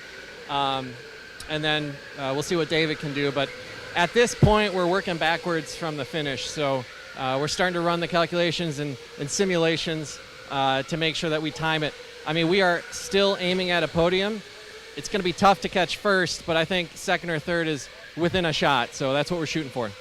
Very well within your capabilities, and best of luck to you. And that was awesome talking to you while you were out there in the kart. Was that a pretty cool experience for you as well? Yeah, my wife's going to shake her head because every time I'm at a red light and I'm trying to turn left or right, if she interrupts me, I can't handle it. But apparently I'm able to live stream my thoughts real time doing an active race. And get a promo code in. And get a promo. But yeah, honestly, I mean, you guys know how it is. You're so focused on what you're trying to do. You're hitting your marks. I'm running through that stuff in my mind. You know, I'm not saying it out loud, but it's easy enough to repeat it to you guys. It was a cool insight. Thank you very much. Awesome. Arin, how's your telemetry holding up with Grafana? It's great. And again, I can't stress enough, our investment this round was in the data and analytics piece. That was kind of lacking for us last time just because we didn't have the manpower and we didn't really know what our approach was going to be. Going into this round, we had a much more polished plan, and between Michael being dedicated race engineer, he is keeping us on track. I mean, we're measuring battery voltage down to the millivolt in terms of what lap to pit, and then we're also balancing between who's in front of us and who's behind us to try and balance the energy usage. So it's critical, and we couldn't do it without Grafana. That's super cool. Glad to hear it. Good luck in the rest of the race. We'll keep touch on you. Awesome. Thank you, guys. James, could you give me a little bit of a, what is Grafana? Like, what is he doing differently than everybody else? What has he invested in? So when you look down at Alex Eckelberry's name and that 100% down there, that is powered by Grafana. So it is the platform that we use to collect all the data from the batteries and spit it back out in a report. So we get raw information on each battery. So every cell gets reported. Temperature gets reported from 4 different probes. The energy draw, the thinking one other thing. Number of cycles on the battery every second. And it's a lot of data. So Grafana is really good at taking large amounts of data in an enterprise environment and report it. They have very good SQL database kind of analytic tools to take a massive amount of data points and draw them into some really pretty graphs. Hence the name Grafana. And that is available to all of our teams? Yes, that's what it's what you're using here on your laptop. Okay. Yep, and that's what every team is using. Okay. It's a website powered by Grafana. I was just curious to know if Team ASR invested in any additional products. Well, I guess I should have clarified that to see what else he invested with as Alex Eckelberry gets the slipstream here. Yeah, maybe we can clarify. I don't know what he would have invested in, but maybe it was just maybe the time to understand it. I don't know. But the raw data that we give him is the same for all the teams for sure. Okay. Alex Eckelberry looking spectacular as he aggressively makes a pass. He is still a lap and a half, close to 2 laps off the mark of those young guns who are still hanging on to the number 1 spot out here for the Twilight 6-hour endurance race powered by Zeal Energy. There we are watching Jordan Van Buskirk. We have gotten confirmation that that is him piloting for Chesron Chevrolet. And Bryant saying, let's go K1 Speed Columbus, making our store proud. Thanks for watching us down there. So the Van Buskirk name is kind of familiar to me in the motorcycle world. For some reason, off the top of my head, I cannot pinpoint who's who, but Jordan Van Buskirk out there for Chesron, trying to apply the pressure on the K1 Speed Columbus crew. There he's got the inside line as they're exiting the switchbacks. Jerry Bradley wants to know how they're 10 laps ahead. I guess I was trying to look back to see which team they were referring to. I don't see it, though. Probably everybody else versus K1 Speed Columbus. How is K1 Speed 10 laps behind even the K1 Speed Dads crew? Well, 300 laps into it, even if you are half a second off pace, which is easy to do, you can lose number of laps. 3 wide coming into the outside corner. Who is going to take the inside line? They're all going to get through there nice and tidy. It's those long-haired, freaky people. You gotta expect it's going to be something crazy going to make their move. Yep, of course it involves Katy. Katy Wise in the number 3. Katy Wise. Nicknamed the Bull. That is exactly why. Not afraid to go 3 wide outdoors. So she is sitting at a 35% state of charge. We are going to be paying exceptionally close attention to Katy Wise and her kart and see. I think they will be too. To see how long they're going to stretch that one out and see if it's going to play into her favor. She is 5 laps off the mark of those Kiwi Papayas. Same lap as the Blue Screen Squad. The Blue Screen Squad right now trying to find where they are sitting 14 seconds off of the long-haired freaky people. Which her kart right now is still floating in the 3 volts, so they're not in the danger zone yet. And on lap counts, they're at 320, their last pit stop. was at 2:68, so she's 52 laps in. She's got a handful left before she will be coming in for a comfortable Yeah. pit. Keep in mind, her 60 lap last time was where it died on her, so she's not going to exceed that. That would be 8 laps in. Yeah, we'll keep an eye on the number 3. Great battle shaping up between Cheshire and Chevrolet and K1 Speed Columbus as they're entering the arena once again. But watching watching Katy Wise there.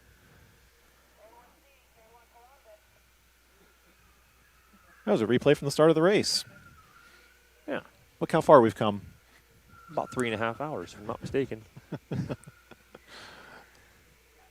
So we're watching Katy go out the arena all by herself. She's got some clear real estate ahead, clear real estate behind. She's gonna try to put in some clean laps before she has to come in for her pit. We missed her outdoors, though. She coming in? There she goes. One thing we like about our ability to run the endurance races here is we allow comms. And so it's not normally K1 operations to allow communications. I think that just makes the racing so much better when you have somebody talking to you, because it just brings in so much more strategy. You can get information, not only in this case about your batteries, but it tells you, your pit person can let you know, is there somebody on your back? What's the gap? How are you guys doing? What's your lap times? I don't like being out on the track not knowing what my lap times are. If I can't see it on a board, I can't tell whether I'm improving or slowing down. And it's so much more fun to race with comms. See, I've got mixed feelings on communications devices inside of helmets. Really? I do. When it goes with the number of wheels that you are operating with. If you have 2 wheels, I am strictly against having a communications device inside of your helmet, because if you're racing a motorcycle, I believe that you need to be in tune with your motorcycle at all times. Listening to it is a And that goes for all racing, or are you talking about street bikes? Dirt bikes, street bikes. I believe that you need to be in tune, listening to everything that's going on around you, because you can't cut somebody off on a 2-wheeled machine, because it goes all bad for everybody. That what I would agree with, especially when you're on the roads. It's kind of like, you can't hear what's going on around you. But as far as strategy goes, if you're running a 2-wheel race, no, not a fan of it. Not a fan of any communications devices inside my helmet. If I have to tell somebody something, it is just for me to pull over and tell them. Okay. Different environments, different disciplines altogether. But I think that in four-wheel car racing, please give me a communications device to have me know where I am versus everybody else. But in 2 wheels, it's just too much of a distraction, in my opinion. Kiwi Papaya hitting the pit lane at the 66 lap mark. They went 68 last time, and that's what killed them, so they're stopping 2 laps short. But still good mileage for the average being 65. Should be seeing Katy coming in here any moment now, as we just seen the blue screen team rocket up the inside of ASR Racing. They are battling for track position. 1 lap separates those 2 squads. We should see Katy coming in any moment now. We don't want to see her expire on track once again. I know last time we checked the lap count, we had 8 laps to go until their target, quote unquote, and we'll see where she ends up. Kiwi Papaya's got about 15 seconds remaining in their stint there. We're watching Katy making her way across the finish line, taking a quick look back as she's making her way into the carousel. Just making sure that she's got some breathing room between her and the pink team. And that's lap 59 for her. She's going to go another one. Flirting with disaster right now. We'll follow the number 3, see what happens. There she's making her way through the switchbacks, outside and coming up the 2% grade, inside the doors. Where it's flat.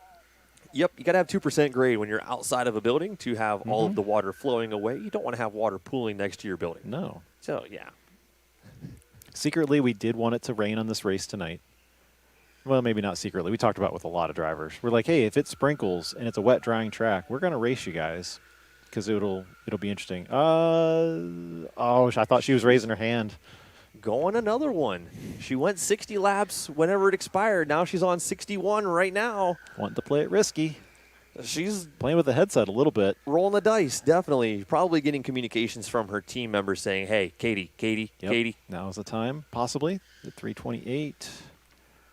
Yeah, that was lap 60, so this will be lap 61 as she comes across the timing line. And making her way back across the finish line, we're going to pay very close attention to see if she comes in. Here she goes in the carousel once again, and she's got some breathing room. Doesn't have to take a look back to see those K1 Speed Columbus crew. Nope. No pit. She is going for it. Looking here at some telemetry, I'm still paying attention to her kart. 21% state of charge, 3.05 volts on cell number 13. True. That's good. Am I able to zoom in to see what the lowest peak is in that graph? Are you at the 30-minute mark? Yeah, you can zoom in to 5 minutes up the upper right-hand corner. I'll give you a little bit more data. And then if you scroll to the very bottom, it'll give you the very granular information. We're watching off screen, guys. Sorry about that. As she goes by the pit entry lane again. She's flirting with it again. They must assume they're still above 3 volts, so they're good. So right there, this is what I am looking for, the lowest valley. Yeah, keep in mind that one of those lines is the delta, so you don't want to use that very bottom one. Okay. Just trying to get accustomed to what these drivers are going to be paying attention to. Yeah. 3.05 is what they're showing is the lowest dip I've seen. Yeah, so as long as she's not below 3. She doesn't want to go any further, though, because she just had a very significant dip in her graph. So, yeah, we'll see Katy continue to flirt.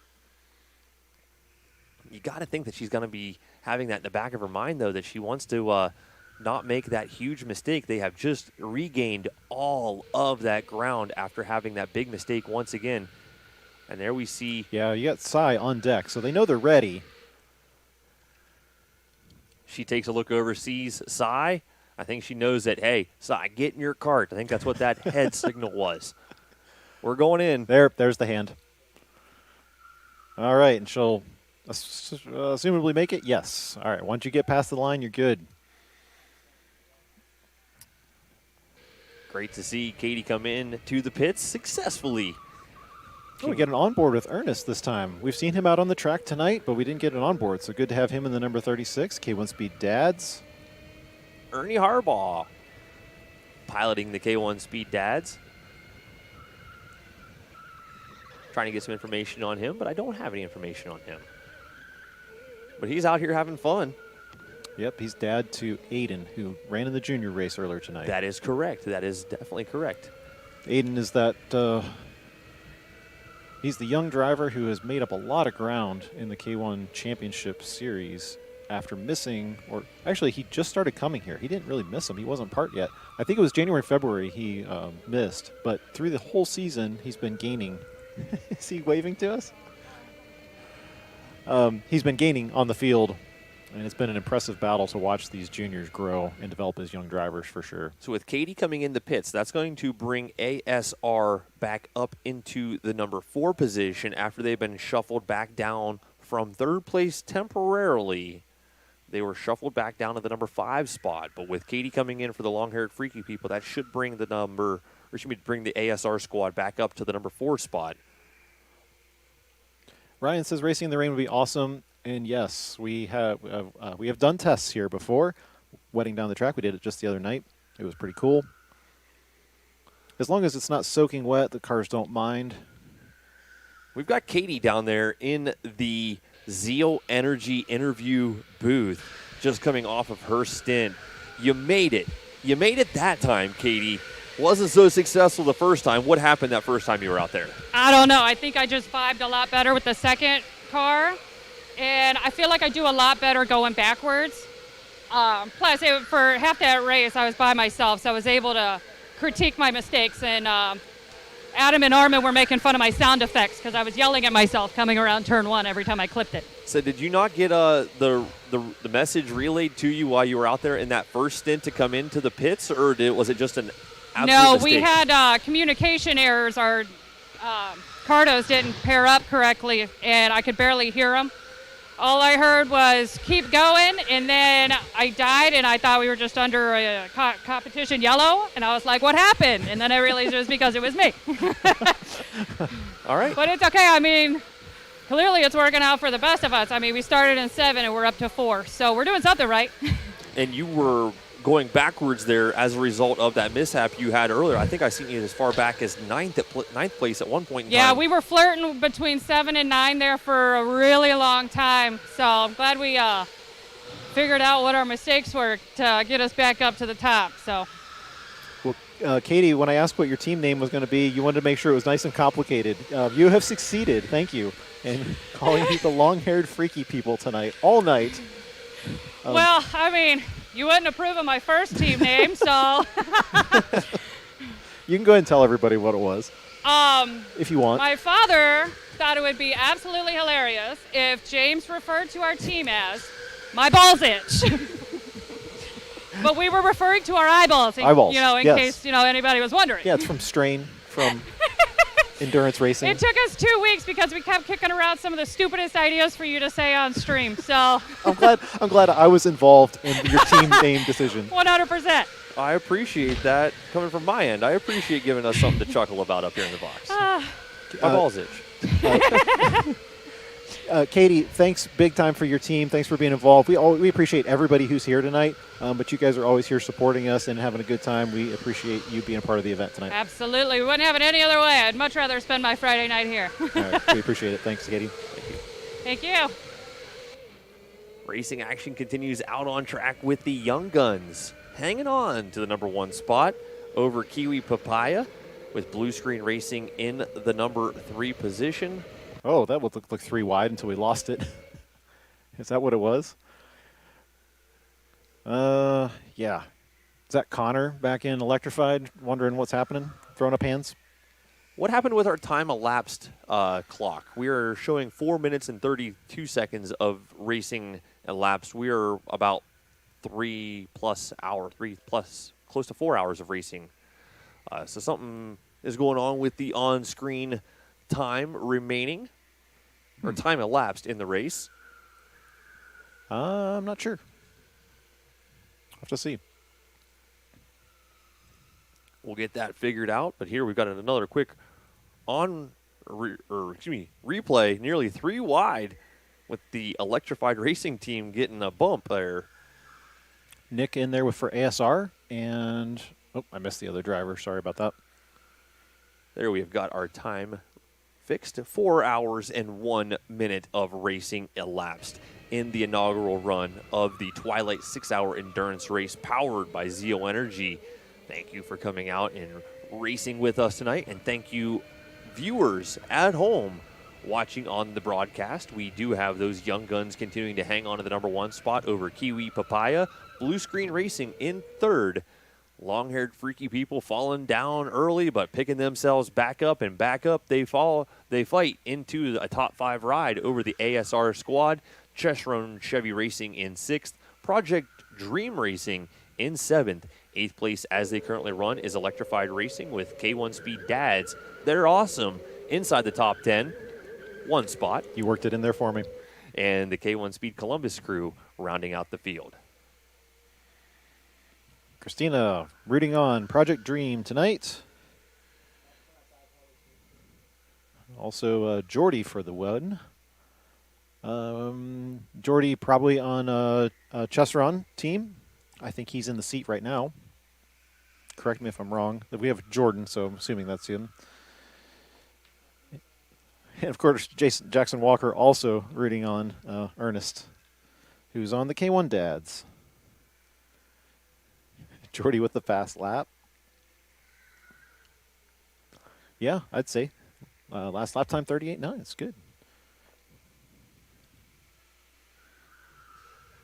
So those of you who are rooting for Jordy, let me know if that is Jordan on Chesron.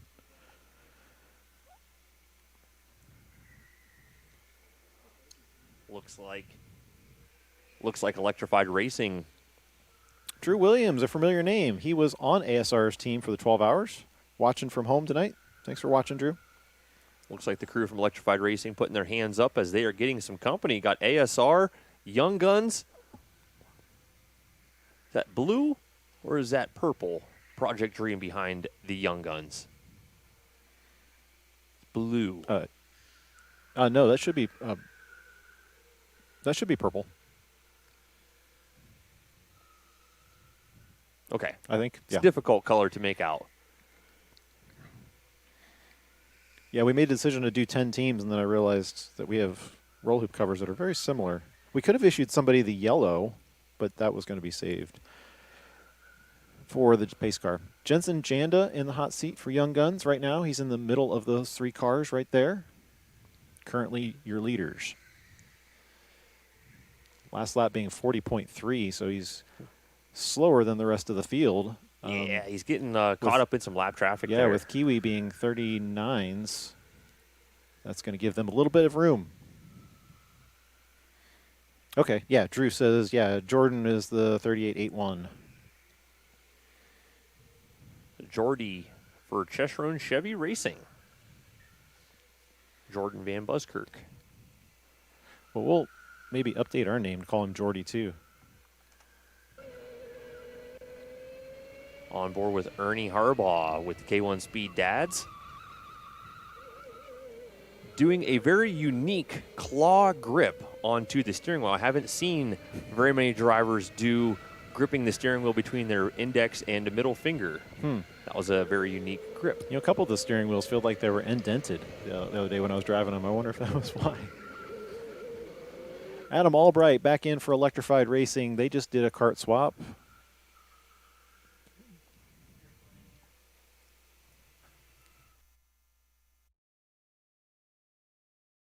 As K1 Columbus hits in the... Yep, they have just came in for their pit, completing another stint for the K1 Columbus squad. They are definitely practicing pitting tonight. Yeah, they do have the award for the most pit stops tonight. Some of the stops being around 25, 29, 36 laps, so definitely not pushing the car for sure. So what would the Columbus crew have to do to implement something like this in the future for them? You got to have the batteries for them. So the cars that we have are very specific to the computer chips that we communicate with, and then you got to have the computer chips to read that information. Then you got to have the servers to power all the data, and then you got to have the wireless system in the facility to make it all connect. So it's a sizable. It's a huge investment for us, yeah. So on one hand, as much as endurance races make me nervous about making them run clean, it's almost critical for us to try to make some of our return back. Yeah, it's a significant investment. It's a very unique thing to have, though. Definitely something unique to this location and this discipline of racing altogether. If you were to implement this same technology on a gas kart, you would have to have a fuel gauge. Yeah. I don't envy the gas guys from the standpoint of maintaining the cars. It's so much. It's very difficult to keep them even because you got combustion and carbon buildup and all these things that affect performance. As we're watching Jenson Janda trying to make a pass on the number 27. For us, we run the speed test. We run an A to B test, and if the kart doesn't run the correct amount of time, then we just adjust it in the motor. And so it's quote unquote easy for us. And so when you're talking about adapting this into a whole different kart, yeah, it would be a whole different ball of wax. I can attest to the ease of maintenance for an electric machine. As I'll come back to the two-wheeled thing all night, James. Is I'm a dirt bike guy through and through, and I am just getting my son into racing dirt bikes. And the first official dirt bike that I purchased for him was an electric-powered one. Versus a P-Dub gas-powered Yamaha, I went with the electric bike for the ease of maintenance and just the ability to get on and go ride with having to do nothing to it. We use the field weakening control inside the motor to calibrate each motor. And every machine, every car on this track goes through a timing calibration about once every 2 to 3 weeks. We try to keep it on as much of a rotation as possible. And what we do is we use 2 timing lines that have the accuracy of the timing system we're using now. And we go from point A to point B, and we time it. and we can adjust it every single car every other week. And the thing we've learned after doing that for about a year now of constant adjustments is when we run the test, if we see a significant difference between the last time we've tested, we go after the mechanical side of the car first. And that's really helping us troubleshoot bearing issues, brake drags, alignment issues, because that will show up in the straight line tests. And then if it's a minor difference, we can still tweak it a little bit. But we find the cars to stay pretty consistent, and it's the mechanical side of things that we always have to adjust to. I was peeking in the parts bin downstairs, and I seen that these carts are being propelled with a 428 chain. Yeah. And you elected to run O-ring chains on these machines. Is there a reason that you are running the O-ring chains versus a non-O-ring chain? I'm not actually sure. That was the part that was recommended by our manufacturer, so I don't have much knowledge about that. Okay. I will say from... Jenson's just really trying to get by 27, but sorry, go ahead. No, from my mechanical experience, a non-O-ring chain has less friction to move it around the chain rings versus the constant friction of the rubber in the O-rings against the metal in the chain itself. Oh, really? That has to constantly work to go around the cogs. It's less. It frees up a little bit power. Yeah. With a non-O-ring chain. Cost difference? It's a little bit cheaper. The non-O-rings? The non-O-rings are a little bit cheaper. Frees up a little bit of power, but then you have to take into consideration sometimes they wear out a little bit sooner. But driving in these type of environments, you don't have mud, you don't have dirt, you don't have sticks, you don't have leaves, you don't have any of the debris that gets in there to potentially wear them out faster. Mitch is just going to ditch the car, and I think it seems a little early because I think he just came out on track. So let's see, 354. I have a... Oh, let's see. Nope. Okay, never mind. Yeah, 64 laps on that stint. They had already updated it for me. I was wondering if Mitch just didn't want to be in that battle, but nope, they were due. So you got Jordan Van Buskirk now battling with the young guns, getting bottlenecked up behind Electrified Racing. Great battle as they make their way outside. Not the first time we've seen everybody bundled up behind him. I'm curious to see how Jordy does, as we've seen some cheering from him or from his corner as he is able to slip right by the young guns as the young guns were trying to make the pass on Electrified Racing. Electrified Racing goes sideways. Young gun slows up, and Van Buskirk is able to just sneak on by. Yep. And he is trying to set himself up to make a pass on the red squad as well.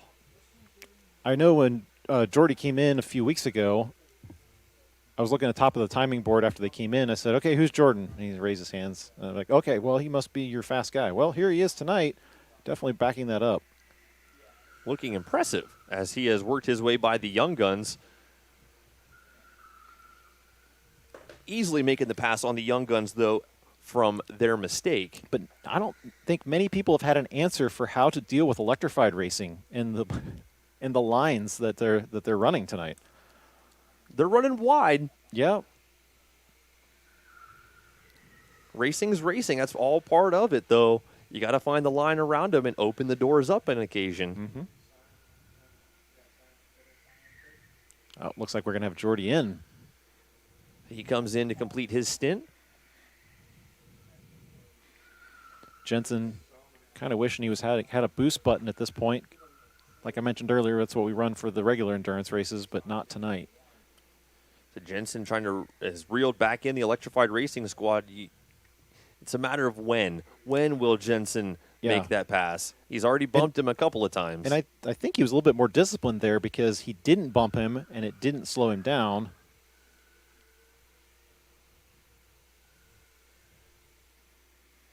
Nearly matching lines as they make their way outside. Electrified Racing running all of those extremely inside lines, not letting the door Follow open him up around, at all. guys. Follow him around.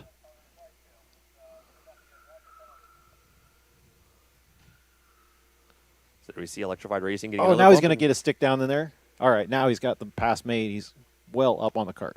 Jenson making the move there on Electrified Racing, and here comes ASR trying to make the pass on Electrified Racing as well. They've got to make that little switchback in the carousel, and that's where things tighten up. The driver up front going to try to straight line that little kink heading into the carousel, reverse direction down the start straightaway, and the driver going wide is trying to make the pass. That is a very interesting scenario for these drivers to contend with. Now look at how much space he has opened up. We'll see lap times probably back down to the 38s again from that last 40 he had. This final turn down the start straightaway and into the carousel in the reverse direction is a passing opportunity, but you have to be fully there to make the pass before entering that carousel turn, because it tightens right back up for the driver that has the advantage going into that turn. And there we see Electrified Racing just continue to cement himself ahead of ASR. I was mentally counting by the time in between Young Guns and Kiwi Papaya, and I'm not very good at counting sometimes, but about 15 seconds plus a lap. So that that allowed Kiwi to catch up quite sizably. Yeah, they haven't gotten that lap back from the battery dying right after the transition or the track swap. So. And we got Jordan Van Buskirk down there in the Zeal Energy interview box, coming off from his stint, having a good ride out there. You were showing some pace. Oh yeah. You got a lot of fans back home apparently. Oh yeah, we got the whole family at Chesron. They're watching. I got my family at home, and yeah, we're out here having fun, man. We're enjoying it. I seen that you were not running a street bike helmet or a street racing helmet. Off-road for you? Yeah, actually I have a street bike helmet, but it's a little big for me. Felt more comfortable when I was in the dirt bike helmet, so I ended up running it. Very well. It looked good for you and put you back up there in contention with those guys. Have you ever run a race like this before? Never, actually. No. Yep. What do you think so far? I love it. This is awesome. What would you tell somebody who's watching this for the first time? Come out, have fun. If you don't like it, man, I don't know what else to tell you. This is the best thing. You're a regular at K1 Columbus, is that correct? Hey, yeah, yep. You running leagues down there? What's your normal regimen? No, we just run day to day. Just weekends whenever we're all free on the week. Okay, so it's just a fun activity for you guys to do Yeah, casually. yeah. Great. Well, we're so glad that you guys made the trip up here. You came up for a couple practice sessions, didn't you? Yeah, a couple weeks ago, yes. Yeah, I think I remembered you being up here. So, again, we're so thrilled to have representation from other centers, especially you guys being all automotive gearheads and stuff like that. We love having the competition. And what else are you guys strategizing for tonight? We actually have Ben going next, or he's actually out there right now. But he's our next best at our reverse lap. I'm more comfortable reverse. Forward's not my thing, but yeah, I think we're just showing what we got out here, having fun. So will we see you more tonight, later because of the reverse track? Maybe one more time, yep. One more stint. Okay. Yep. How did it feel running the stint tonight? Was it long or was it pretty normal? Actually, it felt pretty short compared to what I expected. All right, good. Well, good luck for the rest of the night. Any other shout-outs for the fans at home? Not really. Chesron, my brother, family, grandma. All right, they'll be rooting for you. Thanks for your time. Appreciate it, man. We got a new popular driver.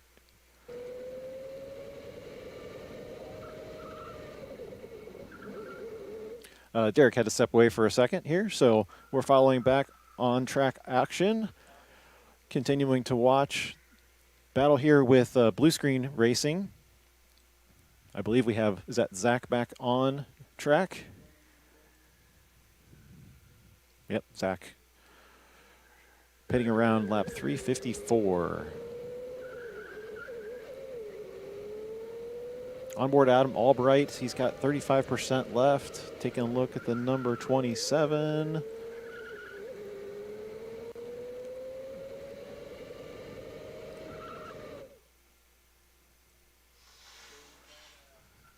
Yeah, I think they meant to put Adam here for the last lap or the last pit stop. So it looks like Kiwi Papaya is going to be joining the party here on this freight train, followed up in the back with Blue Screen Racing and Zach Harmon. Yeah, we got a 5-driver train making their way down the start straightaway in reverse, and they're all being led by that electrified racing squad. Yeah. Kind of getting bottlenecked up behind that red team as ASR trying to find the line as well. There we see Kiwi Papaya going up the inside of Project Dream. Inside the arena they go. So that's how you got to make the pass. You got to make it entering that long straightaway to set yourself up on the inside, entering the kink in the reverse direction. Yeah, we have Grant back in the seat now. We saw last time he was out here, he was one of the faster drivers. Now, Xander did a good job holding his stint down as well, but I think Grant, if I had to guess, that the average was probably a little bit lower. So we're watching to see how he's going to weave in and out of these guys and try to start making up some more ground. Yeah, I want to see what Grant's line is coming into and out of this turn they are entering and where he sets himself up into the kink. And he's got the inside, had tempered the inside line until ASR slammed the door shut. But I want to say that that orange squad is going to work his way by both of these drivers, going through all 4 of them, while everybody else has been bottlenecked up behind the electrified racing squad this entire time. Grant lost that balance. I talked about that back in the carousel. When you lose it, they're going to have to leave room for Nick to get into the pits there, and they do, so that's going to slow him down just a second. But when you go around that carousel, there's a knife edge there with grip in the rear end of the car, and like I said, it feels really awesome when you go around that corner and you hook up. And if you miss it, you just slide sideways, and then you screw up the next 2 corners. So we had to allow Grant to close the gap back on the electrified racing squad to allow him to challenge on this upcoming lap to attempt to make a pass to get some clear real estate ahead of him. And Kiwi Papaya just trying to get back with some clear track ahead of him so he can close the gap back on the Young Guns. The Young Guns trying to check out altogether with a lap advantage over Kiwi Papaya, but Kiwi Papaya doing everything they can to not let that happen. And right there, Kiwi Papaya tries to go up the inside of Electrified Racing, almost weaving down that long straightaway as they enter back into the arena and into the switchbacks just before the start-finish line. I was talking about this particular straightaway earlier in the broadcast in the reverse direction coming out of that final turn and down the start straightaway. You are able to carry a ton of momentum down that straightaway, but if the driver up front has just the slightest of advantages, he is able to slam the door shut. I mean, Connor basically wins the award for the most difficult to pass tonight. Most definitely. Sometimes, oh boy, that's going to be tough. It says Adam Albright on our overlay, but Adam was the previous stint. So I thought they had moved the driver. No, it's actually Connor. So Connor has something to say about the orange team that has just went by about saying aggressive driving, but yeah, only so much is so much. Yeah.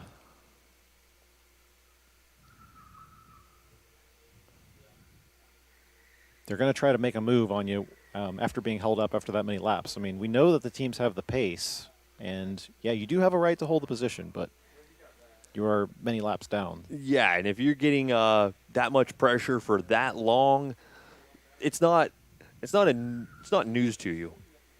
You know about it. Yep. You know that people are trying to make the pass on you. And I wouldn't expect them to make any corrective action in regards to that. I would have to agree. Zach Harmon now the next person to battle the most difficult man on track. And he's battling him, that's for certain, trying to go around the outside, making the pass the hard way. Look how down the inside he was in that corner. You have to really brake hard in order to hold that line.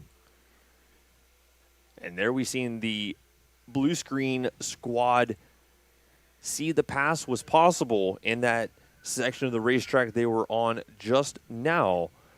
going to try to set himself up to do it on this upcoming lap. There, he's going to try to tuck in a little bit, but that's not going to put him in a good spot going through that kink. Into the carousel in that reverse direction. Very few times have we seen racers be able to pull that off. It's worth a try, but it's difficult. ASR Racing still sitting inside the top 5, and we were talking to Arin in the Zeal Energy interview box there and seeing if they could do the calculations from the end of the race backwards to see how their tactics, if they're ahead, and they were ahead in their calculations. This is definitely a great battle to watch here as the Electrified Racing is going to get the nomination, if not the title, for the hardest team to pass of the night. Yep.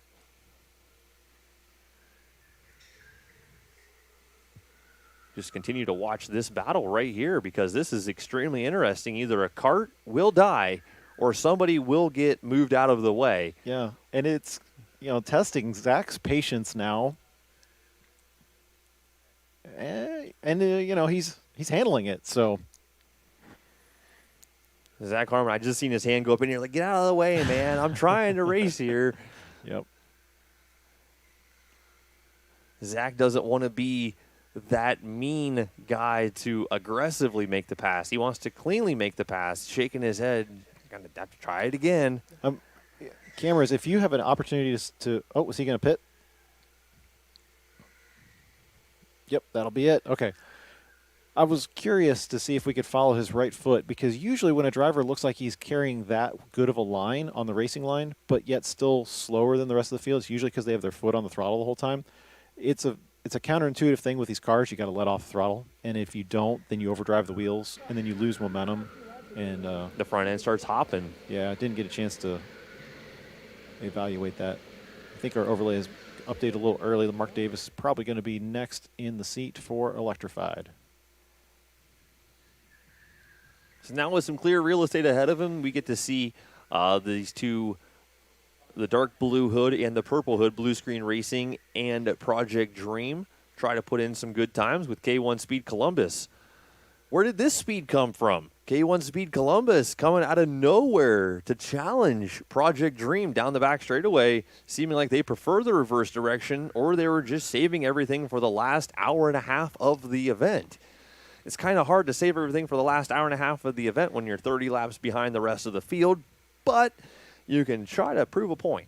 This looks like it's Robert and should be his second stint. Robert Fisher for the K1 Speed Columbus crew. Does that match his helmet we have on file? We don't get any helmets from them. Okay.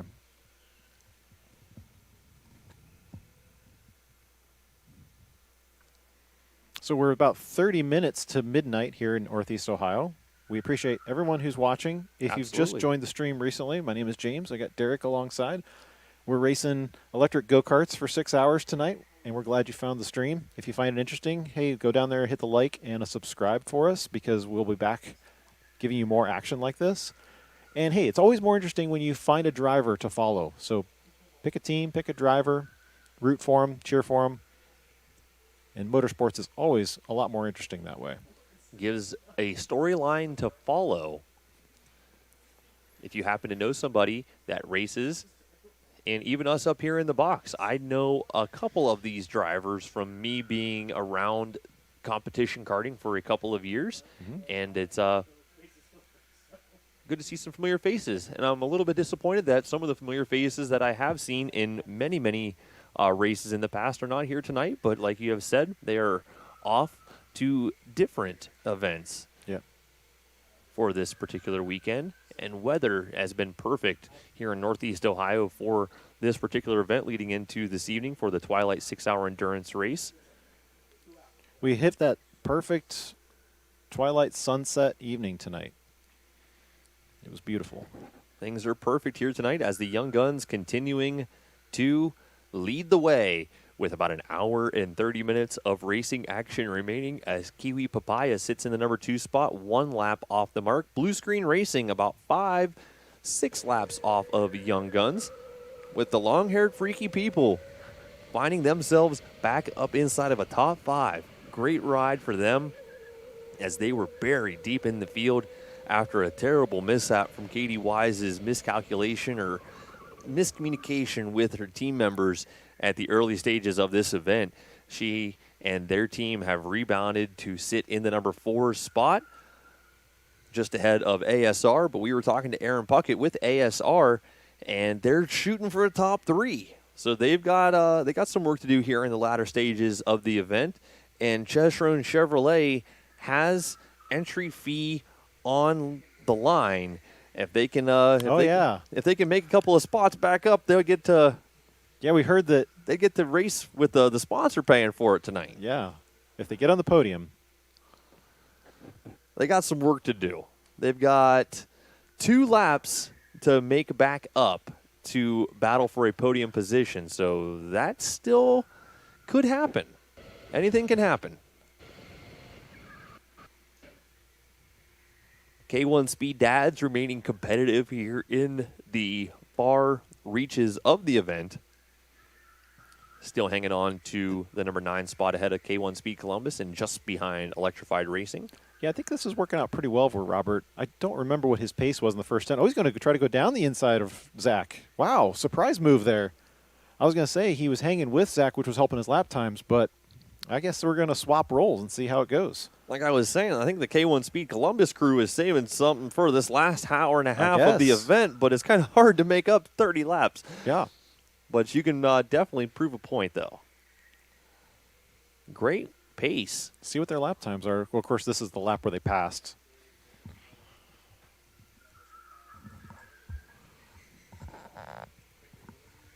Great pace for the K1 Speed Columbus squad in traffic, running a 39.4 on that previous lap. So that's nothing too disappointing.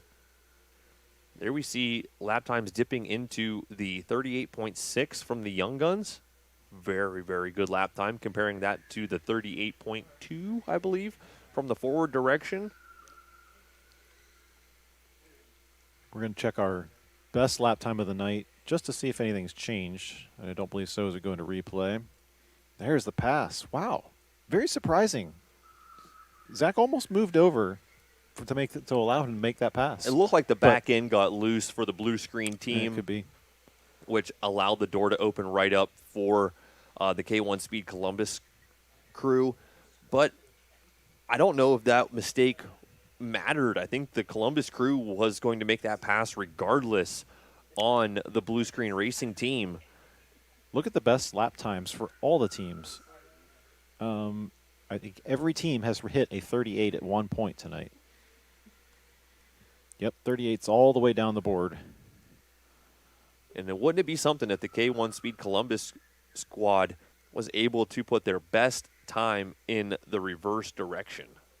That would definitely be something. There we see the Young Guns rocketing it down to a 38.5 in the reverse direction. That was good. That was a good run for the Young Guns. It is still Jenson Janda piloting for the Young Guns, and he put down that 38.5 in the reverse direction. So very good for him. Seems to be we're seeing a big improvement from him tonight. We had heard stories about the 12 hours and how they were having a difficult time maintaining pace with just the physicality of the cars. And tonight, these guys are still on pace 4.5 hours in. And if I'm not mistaken, James, Jenson is a recent graduate from the junior karts. Yeah, I don't know that he hasn't raced the junior karts here a lot. Okay. No, he went right into the adults, but he did run in the K1 championships in California here back in May. Okay. Going along Cy Linderman, but Cy he's going to be stuck on the outside of the carousel as Jenson slips by. So Jenson's going to be nearing the end of his stint, I want to say. Kart number 2. He's been out there for quite some time. He last pitted on lap 330. Showing 21% state of charge for that particular kart. So he is he's getting towards the end of it. Yeah, their last stint was 64 laps as well, so they're getting close. Looks like they're going to maintain pace with Kiwi Papaya because they just dipped in as well. And they have been, flipping back and forth between who pits first and who pits second between the Young Guns and Kiwi Papaya, but Kiwi Papaya did get caught in that mishap just after the reverse direction. Right. Kiwi Papaya got stuck out on track, and their battery expired, and Young Guns was able to slip in the pit stall and capitalize during that yellow flag situation.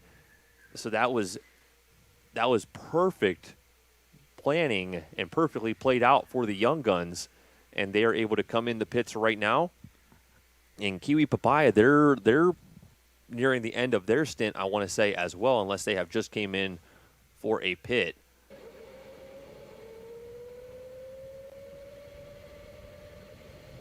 Or did you just say Kiwi Papaya came in? Yeah, they're almost ready to exit right now. That's right.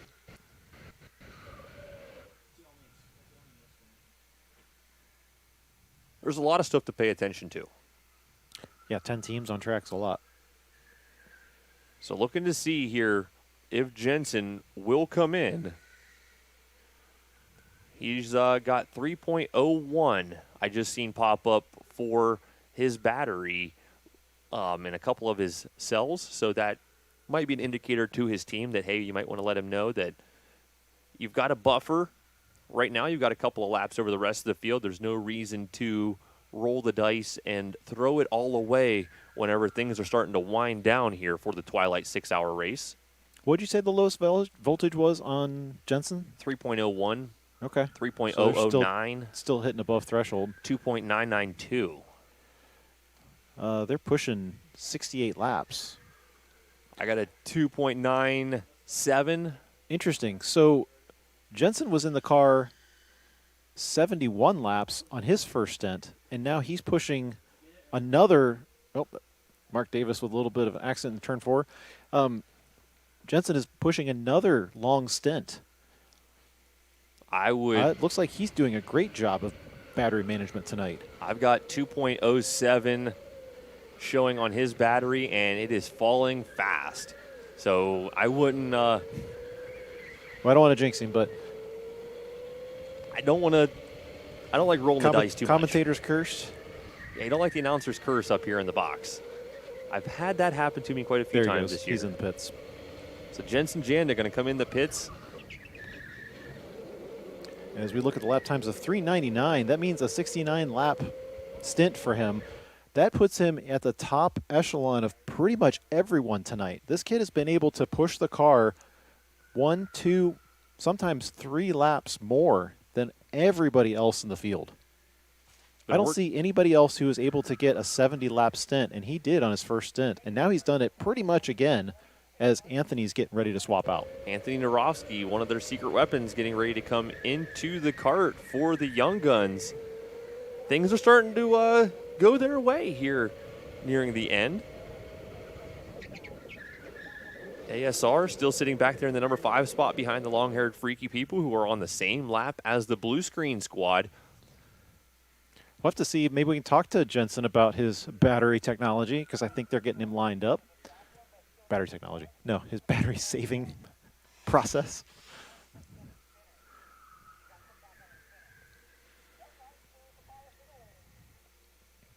That'll put Anthony back in for Young Guns. Yeah, I'm curious to know the gap between the blue screen team and the long-haired freaky people. As we just seen the long-haired freaks come in the pits. That seemed to be a shorter stint than the one that Katy was just out on. Long-haired freaky Between people. 3 and 4? You talking about positions 3 and 4? No, Katy just came in, completing her stint for the long-haired freaky people, what seems to be not too awful long ago, and they have just now came in the pits once again. So the long-haired freaks back in the pits. Oh, okay. So a double pit. It doesn't seem like it was too awful long ago that they were just in. Well, but we'll get a lap count here in a second. 394. 63 laps. Okay, Yeah. so no, it just seems to be clicking off pretty good here tonight as we got Jenson Janda down there in the Zeal Energy interview box. Good Jenson, stint out there. Has your team made you aware that you have the longest stint of anybody on the track? Yeah, I think I did like a 50-minute stint. Yeah. What's your secret? What are you doing? You hiding batteries in your pockets or what? I actually have no idea. Like, my spotter was telling me, like, dude, do you have a battery charger in your pocket? Yeah. How? You must be good with throttle control. That's all I got to say.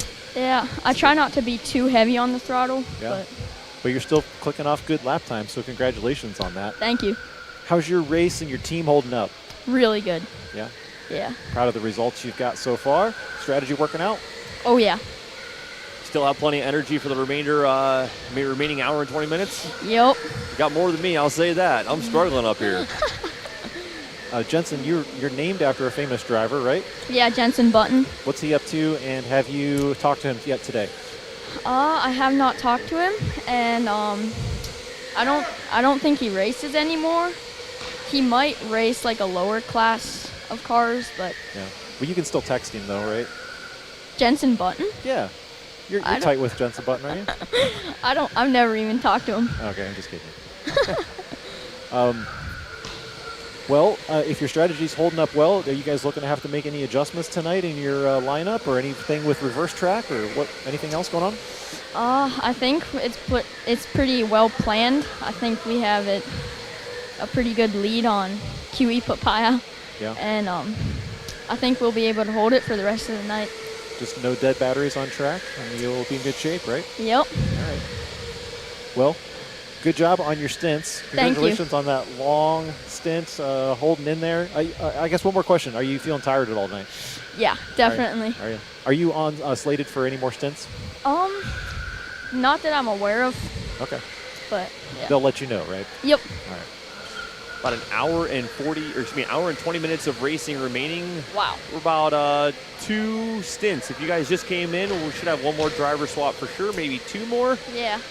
So best of luck to you, Jenson. Great driving out there. Thank you. Thanks, Jenson. Oh, yeah.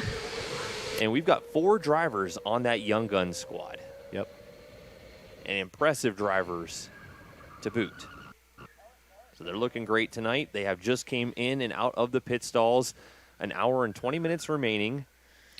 Kind of interesting talking about the number of drivers. This event, we have the smallest groups we have are 4. Right, we don't have any three-person drivers. No three driver teams.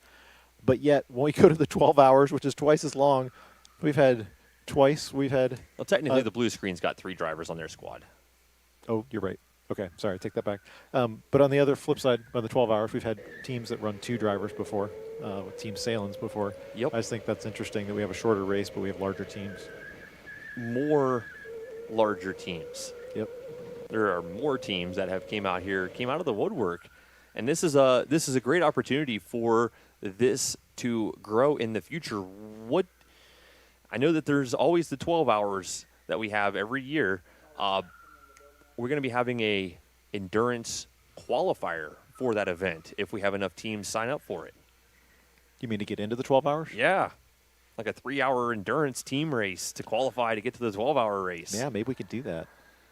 Maybe we could make the monthly series a qualification for that whole system. Maybe have it on a Saturday the week beforehand, have all the teams come here and race for 3 hours, and I don't know. We could do what the juniors did, and then you just have to come and qualify your times. Allow for more teams the opportunity to race here.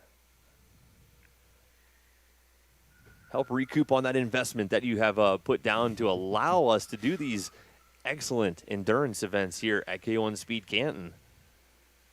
So now we're watching the battle here between the orange squad, the gray squad, and the purple team. That would be Kiwi Papaya running just ahead of the Young Guns, and they're being chased down by Project Dream. Oh, yeah. Is that Project Dream? Yeah, in the purple. Okay. I believe we have Michael in the seat. If our information is accurate, it was actually Michael, Arin, and now back to Michael. So he might be doing almost a double duty. I did recognize that helmet from earlier, so it must be him. Anthony Naroski putting the pressure on our team. Ethan Mast. Ethan Mast for Papaya. and making the pass there. So putting the Young Guns on top of the leaderboard. Now 2 laps separates the Young Guns from Kiwi Papaya. So now here's the opportunity for Ethan to really take advantage of following Anthony. See if he can make any changes in his lines or his attack at the track to make his lap times match. But so far, it looks like Anthony's going to pull away just a little bit. Into the kink. Ethan just isn't. Oh, nope, that's not going to help. He slams into the outside barrier wall hard. He was working on that the other day. He was working on whether he should be braking or coasting into that corner. Must have been carrying a little bit too much speed into that corner and just drifted the back end and slamming hard into that outside barrier wall. Which is just amazing because, you know, Ethan, obviously a great driver, and so are everybody on track. But when you watch the guys who are just a couple tenths faster, it gives you an appreciation for how accurate and how consistent they are when they just go lap after lap after lap with these 38 whatever timelines. And now we see Project Dream applying the pressure to Ethan, making their way through turns 2 and 3 backwards. Down the start straightaway they go once again. But the Young Guns pulling away from Kiwi Papaya here late in the Twilight 6-hour event. Down the running board they are. Young Guns over Kiwi Papaya with blue screen back in the number 3 spot. Long-haired Freaky People sitting there in the number 4 spot with ASR Racing rounding out our top 5. Chesron Chevy Racing in the number 6 spot with Project Dream in 7th. Electrified Racing in the number 8 spot. K1 Speed Dads in 9th. And rounding out the field, the team coming from the K1 Speed Columbus facility rounding out the field. And thank you to the folks at Zeal Energy for powering us and keeping us going all night here with an hour and 15 minutes of racing action. We'll see how it shapes up.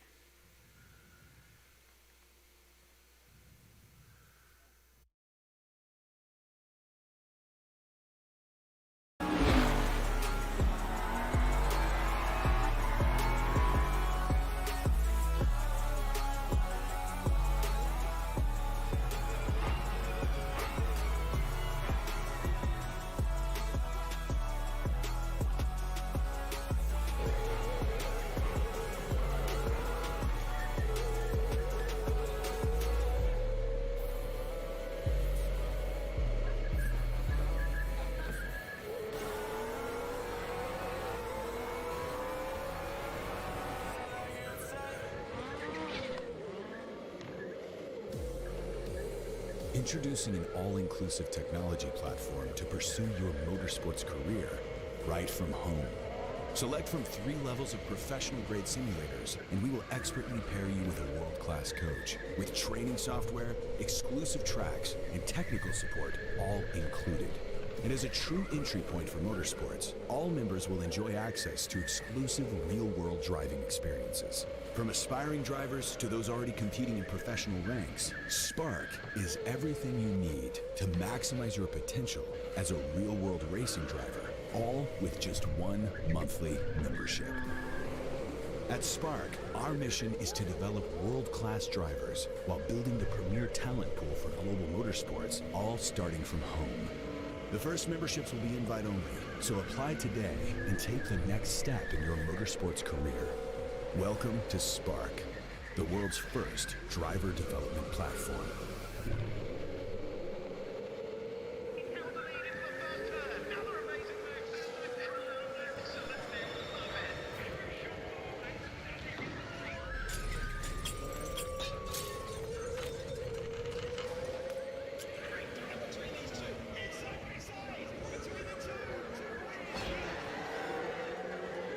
Powering every race and every emotion. The Lenovo AI PCs, servers, and services. Now that's smarter AI for all.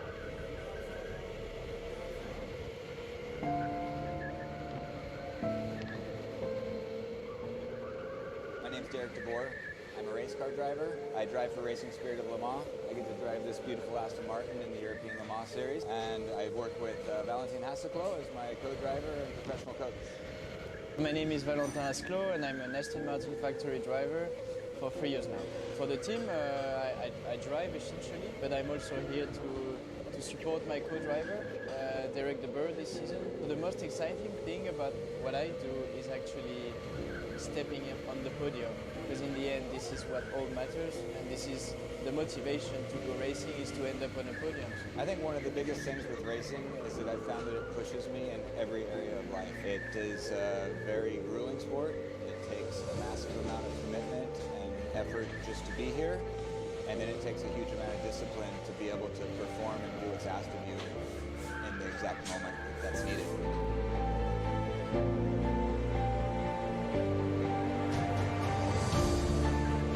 So our main job as a driver from a data and engineering standpoint is to give a clear feedback on what we felt in the car, in our hands and in our legs. So the engineer can start thinking about the setup adjustment, but sometimes we talk with our emotions and data has no emotions. So it's important to cross the driver's feedback with the data to take a decision on the setup change for the next session, as simple as that. Trace 3 is an expert in analyzing data and providing good feedback, makes them a perfect partner for our racing team. We live in the same worlds where we rely completely on facts and data and information, and there's no one better than both sides, Racing Spirit of Le Mans and Aston Martin, and Trace 3 to make the best use of this data for making better decisions.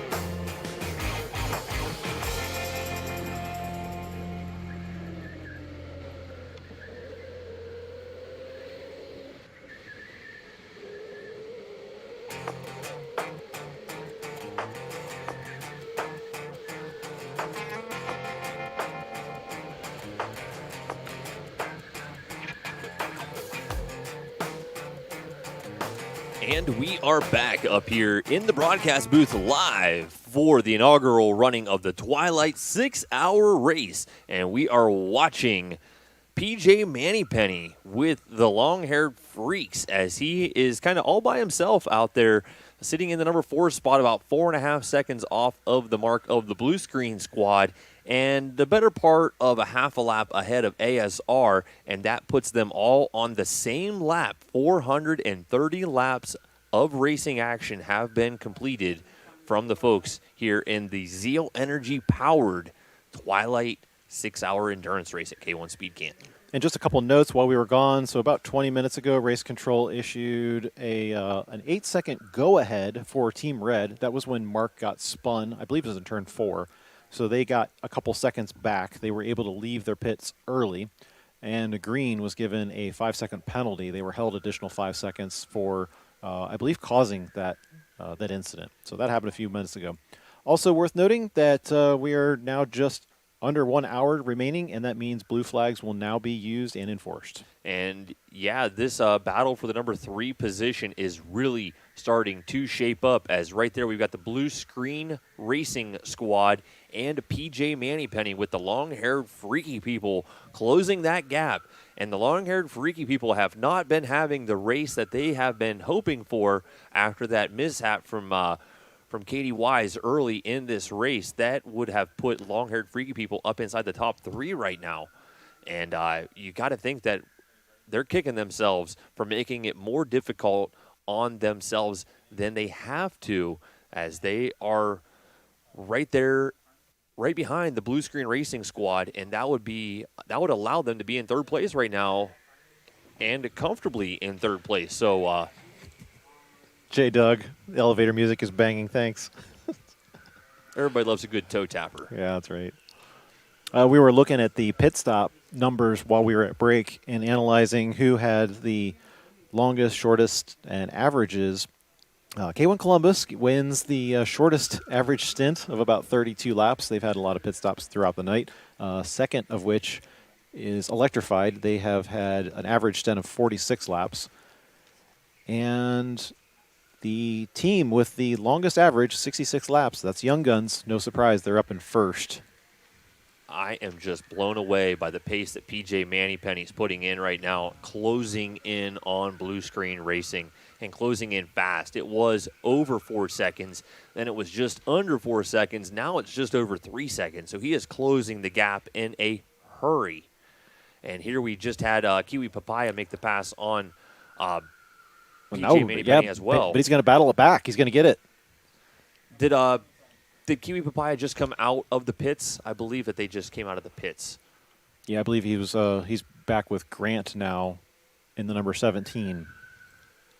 So cold tires could be a factor, and just coming back out on the track there. Now that actually looks like a short stint. Looks like Kiwi was only out 42 laps, so maybe playing strategy into the final sections of the race and getting Grant back in the hot seat. Maybe we can talk to Kiwi about that. They're going to have to make one more pit stop on top of the one that they just made, because we've been running about 40 minutes. Yeah. And if we run 40 minutes, that puts them at 15 minutes of racing action remaining. And that's not going to be 6 hours completed. So they're going to have to make one more pit stop. So Kiwi Papaya. But, yeah, I don't think it would have been enough time to go. You couldn't have made it in just two stops remaining. So I think you definitely need 3. It would have been close, because last time I checked in, just after their previous pit stop, there was 1 hour and 20 minutes of racing remaining. Well, and as a team who has killed a battery on track, they obviously don't want to make that mistake again. Correct.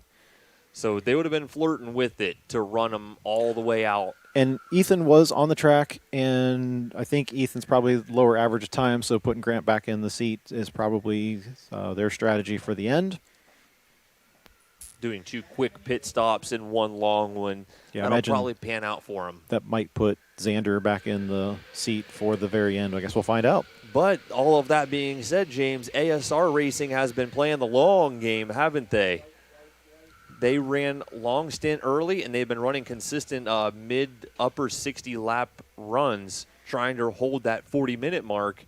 So ASR Racing might be the one to watch out for. Yeah, they've slightly edged out Trestron for the highest lap average, 61 and 60 laps respectively. So both of those teams doing very good on their stints and their battery management.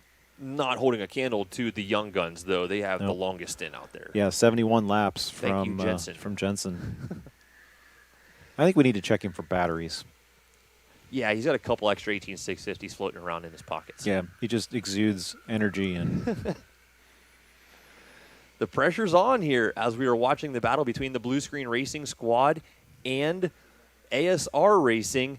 But here we have PJ Mannypenny closing the gap, and we have the Blue Screen Racing Squad in the Zeal Energy interview booth. We got Zach Harmon on deck. Yes, you do. Zach, how's your race been tonight? I think it's been fantastic. Having a lot of fun out there, huh? Oh, yeah. It's been great. Everything's been clean. There's some of the best passing I've seen out here in any of the longer endurances has been tonight. And I think Mitch has even been behaving himself. Yes, he has, and I'm loving it. What do you think right now? What strategy with you see PJ coming closer and closer to your team's rear bumper? What's going through your head right now? So we're thinking that they might have 2 pit stops left. I can't confirm or deny that. While we're going to try and cut it with me going out for 1 more stint tonight. Okay, so we're going to hold our breath and cross our fingers to allow you to be in the seat 1 time to run it out to the end, and that might put you in that number 3 spot for good. Yeah, I'm hoping. PJ is right on him. Yeah, it looks like you guys are probably about 40 laps ahead of them on the pit stop strategy, so that would make sense. But this may even play out in your favor as well, because Kiwi Papaya, I think, has to make 1 additional stop as well. So you might get bumped. Maybe. I don't know if we can gain 3 laps on a pit, though. Blue flags are... Well, yeah, maybe. I guess we'll find out. Yeah. Other than the clean driving and so forth, you've done lots of these races before. Talk to somebody who is watching us for the first time, maybe. How do you describe the event? Man, you just got to come out and try it. This is something I've never seen before, never would have expected to experience here, and it just comes together for a fantastic time and such a great night, especially with this being the first running of the 6 hour.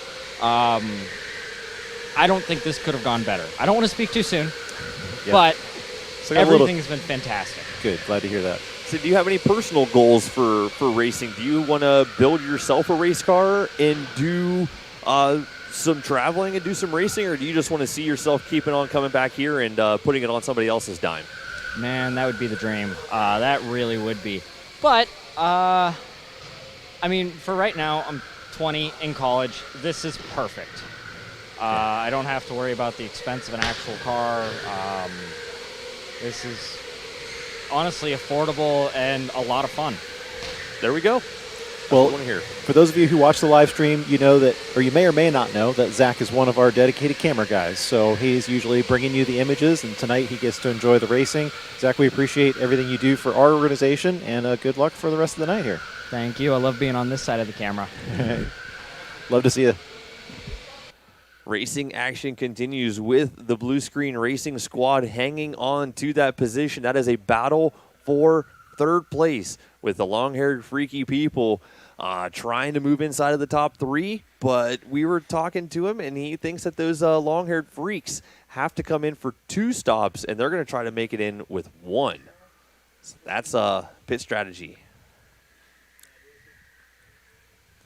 Definitely thank you to the folks at Akron Canton Regional Airport for being a sponsor and helping get people here on their furthest travels. We were hearing that we might have a team coming in from Washington, but he couldn't put the team together in time, and you know that he would have been flying in here to Akron Canton. Yeah, possibly. And the greatest thing about Akron Canton, because our property sits on their property, we lease ground from them, is they are probably the most welcoming neighbor. And I know we're watching an intense battle on track, but I just have to mention, like, we have thoroughly enjoyed the relationship with Akron Canton Airport. They're a business just like us, and you always think about an airport being a small business, maybe not small business, but they need customers, they have marketing teams, and they have business goals just like the rest of us do. And it's really cool to see us reach out to them and say, hey, we need help with shirts for our junior rising stars. And they're like, yeah, absolutely. We'd love to help. And I just have never expected that from an airport before. I always thought of them maybe as a big government bureaucracy and whatever, but there are some great people there. We hope that people are encouraged to fly in and out of there. It is a great airport, and it's a great resource we have here as our community. Huh. How about that? Yep. I wouldn't have wrapped my head around. Someday you will see one of these cars on their runways. Just put it that way. That'll be pretty cool. Yep. That'll be pretty. You're going to wet down the runway first and do some. Well, we'll see. Do a photo opportunity. We'll see. The racing action continues for this number 3 spot between the Blue Screen Racing Squad and long-haired freaky people going up that 2% grade, coming back in the building.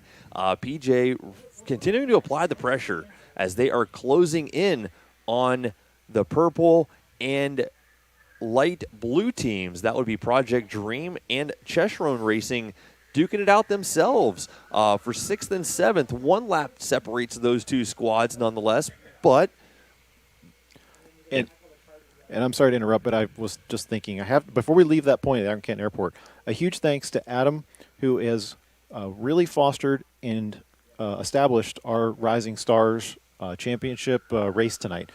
He was the one who headed that up, who talked to all of our parents, who organized with the kids. He really loves to see the kids being involved in racing. I am personally very thankful for what he does here at K1 Speed Canton, and especially with the Rising Stars race that we had tonight. He's done a great job, and I just want to say that publicly. We appreciate your work. He's a good guy to have under the wing. Absolutely. I've been coming here. This would be the 3rd year I've been coming here to K1 Speed to help announce these events, and he was here the first time I opened the doors. So, nod to him. He's been here since the beginning. All of our K1 staff works hard to make these races work. Oh, it's going to get pushed. Bringing up. These guys are being very cooperative to let these lap traffic cars go through as they continue to get hammered down upon, as PJ Mannypenny is going to have the preferred line out of turn 1. And he is going to And that's going to squeeze Mitch a little bit, but nope, he's going to run wide in the number 1. So PJ is going to sneak by into the number 3 spot altogether, pushing Blue Screen Racing back to the number 4 spot, and both of those teams have made it past that little battle that they were just in, and Kiwi Papaya coming in as well. So Kiwi Papaya starting to work their way through this battle that we just seen long-haired and Blue Screen work their way through. But nobody can match the pace of those young guns. How about those young guns? They have been up front since the first green flag, and I don't think that we have seen them fall off the top of the leaderboard. We haven't. And currently, there it is. Your young guns working their way back inside the arena. And is it still Anthony running for the young guns? Double checking, yes. Anthony's still on track. Not a whole lot to say about him except for he's doing what he has to do. Yep. He doesn't have anybody ahead of him, and he doesn't have anybody directly behind him. So Anthony Narowski for Team Young Guns, cherry-picked to be dropping lap times. A select member of that squad. He's got 4 laps between him and Kiwi Papaya, and another 3 laps to the long-haired freaky people. So pretty comfortably up front for Young Guns. Things would have to go terribly downhill for him at this point in time. The rest of the racing action continues. I want to say the battles for the bottom step at this point in time as Kiwi Papaya has kind of cemented themselves in the number 2 spot with 5 laps behind Young Guns and another 3 laps ahead of the long-haired freaky people in the Blue Screen squad. The battle's on for the bottom step of the box. ASR and Cheshrone Racing, time is starting to wind out for them to capitalize and try to find them onto a podium. But anything can happen. Interesting thought. I know we touched on this already, but we're looking at the long-haired freaky people, and they're sitting at 58 laps since their last pit stop. Normal pit windows between 60 and 65. But look at the time. So if we average a 40-minute stint, PJ kind of, he's so close on the edge here. I mean, they're almost going to have to risk it. Yeah. Because it's going to cost him way too much time to do another pit stop. So he's really got to stretch this as long as possible, and then the next person's really got to stretch that 40-minute stint. So it's going to be very interesting to see if they can hold on to the third spot. Mm-hmm. This is it's going to be nail-biting, to say the least.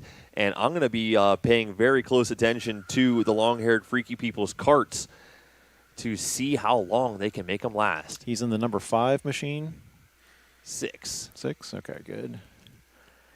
30% state of charge remaining. Yeah, he's still sitting pretty right now. Pretty pretty for a long-haired freaky person. And just behind him is the blue screen squad.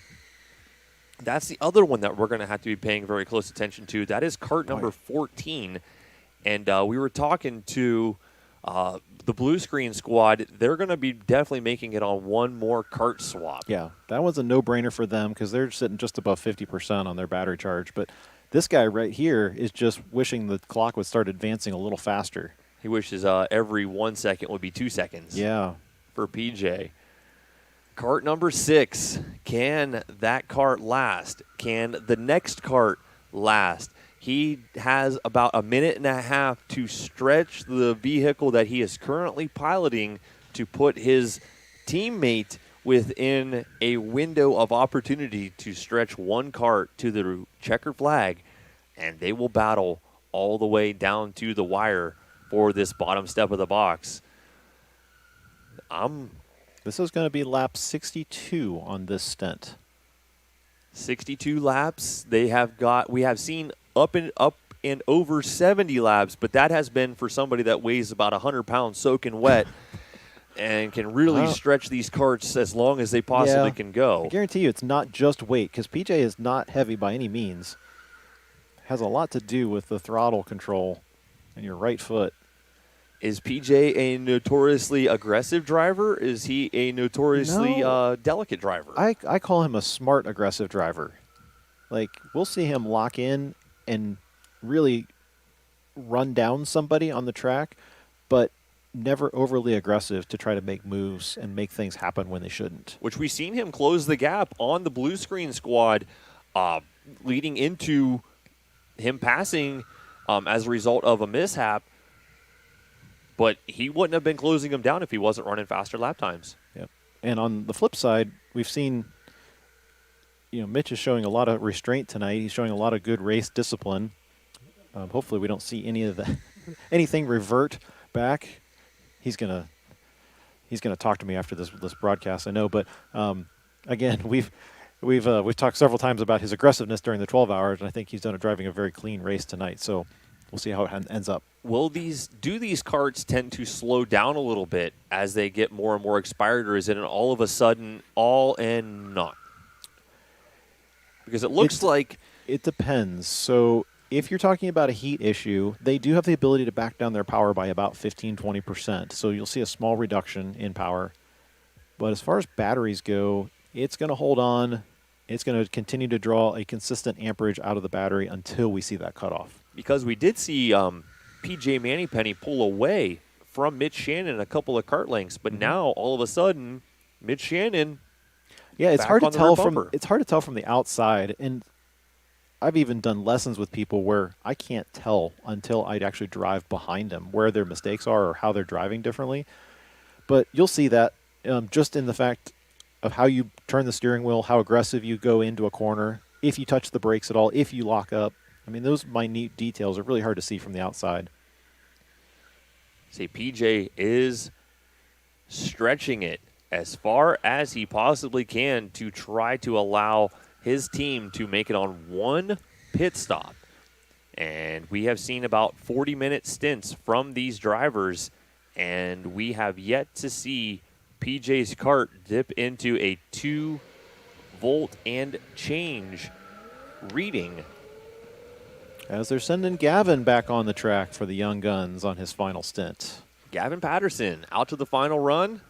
3 laps over the rest of the field. Hello. Not sure what that is. HVAC, that's what that is. Oh, okay, thanks. Okay. Didn't know if you knew or not. All right, appreciate it. Anyhow, we've got the long-haired freaky people trying to stretch it out to one remaining We lost pit our stop. camera operator. Drew, come back to us. You're doing a great job. The PJ, he is looking at a pit stop within the next couple of laps, I would say, and that would definitely allow them to go about 35 minutes on the next kart. They can make it in one pit. Yeah. Yeah, I think they've made it inside the window for sure.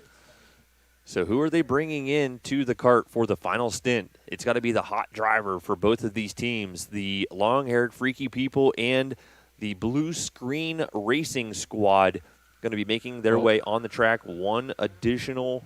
Most likely that's going to be Jonathan. So he started the race for him. He ran a stint in the middle. I think he's the one who reversed the track with the team and potentially going to be the one back on track. So, and I think we heard Zach is going to be running the final stint for the blue screen squad. Wow, Grant just slipping his way right inside there. Is PJ looking for the pits? Nope. Okay. This is the battle for the number 3 spot as blue screen makes their way back by PJ Manny-Penny. That seemed to be an unexpected move there. Grant came out of nowhere. I don't know if he definitely they saw him coming through the carousel. He was extremely fast coming out of nowhere. Looks like Patterson's got a very unique camera angle. Yeah, we've seen that one. So if you guys have a replay of the carousel back there, I'd love to see where Grant came from. Do you guys have a replay of that? About a lap ago when Grant came up through the carousel. We'll see if we can find it. But anyway, blue screen racing back into third. So I'm still paying attention to PJ's kart, and we are still yet to see him dip into a 2-volt range. So he is extending the usage of that kart every little bit. Is allowing. I would be nervous if I was that team though. I think he's looking back, maybe making communication. I would be way nervous about extending this kart any further though. You don't. Yeah, you do. You're inside the window. I think you're safe. There's no reason to stretch it out any further. Every lap you run, you're just running a risk of completely losing your third place. Yeah, you gotta start scolding PJ for not coming in at this point in time because you know one kart is going to make it to the end of the race, and you want to put your hottest driver in that kart for as long as possible to try to minimize your lap times. Well, okay, maybe I know what it is. He's trying to beat Jenson at his own game. So this is now lap 71, who's going to tie for the longest stint. Is he going to pit the number 6 machine? Yep, he is. Yep. That'll do it. And he got word from his crew members that, hey, you got to do it. And he comes in for the pit. So the long-haired freaky people are going to set themselves up for their final run. And the blue screen racing squad will be coming in as well within the next 20 minutes. Yep. And so redemption for the Brown team after killing the battery on track. They've now tied the longest stint of the night with 71 laps. I would say that they have redeemed themselves. Yeah. Well, not only in pace, obviously, but yeah, for the stint.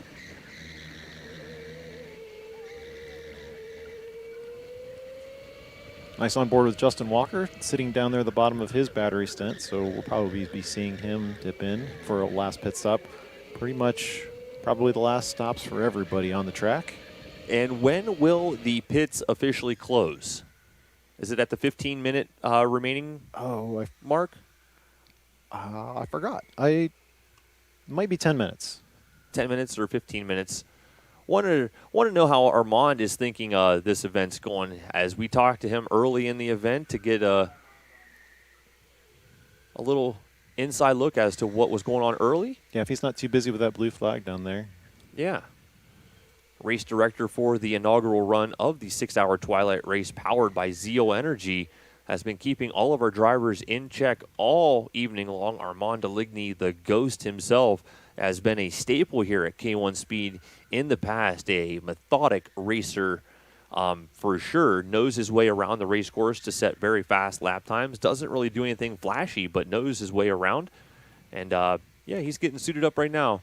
Armand Deligny, our race director, paying attention very diligently to what's going on out there on the race course. Is there anything crazy going on we got to be paying attention to here late in the main? No, I think everything's going pretty smooth. The battle for third place, I think, is going to be the closest one right now. So, just waiting to see how that pans out. That's what we've been keeping an eye on. And the other thing I'm looking at the rule book is when the pits close. Adam and I were just talking about that. I don't think we specified that. So, I mean, I don't think we're going to close them at all. Okay. There was really no point for any team to pit in the last couple of minutes anyway. So, okay. I'm on board with whatever you guys decide. I mean, I really have no say in it, so I'm on board with keeping the pits open all the way until the end, and you never know what kind of finish we might have in this event. Exactly. I'm super excited. We'll see how it comes out. Could it potentially end the same way as our junior event did earlier, under caution? I hope not. As 28 completely goes sideways in the back there. All right, thank you, Armand. I appreciate that, and just needed to get some clarification on a couple of things, as you are the man with the final say in things. Thanks, guys. Thank you. Have fun. Awesome. So we're going to keep those pits open all the way until the checkered flag flies, and stretching things out, you never know. Well, that gives the teams a good option in case they need it.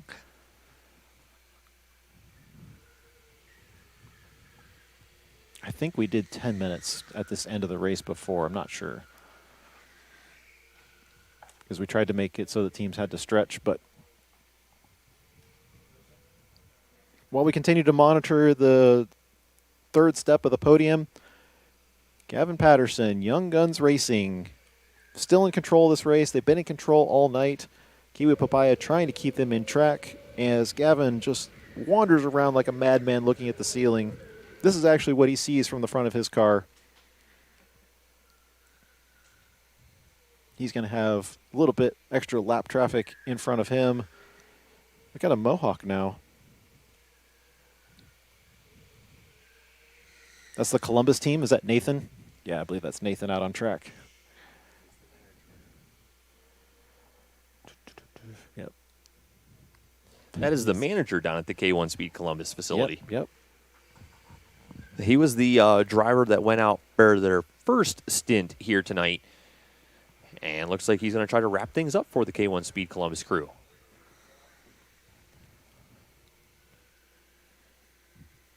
Waiting for the Blue Screen Racing squad to come in for their final pit. They're gonna run it out. And you never know, maybe they can run it out all the way to the bitter end and maybe hang on.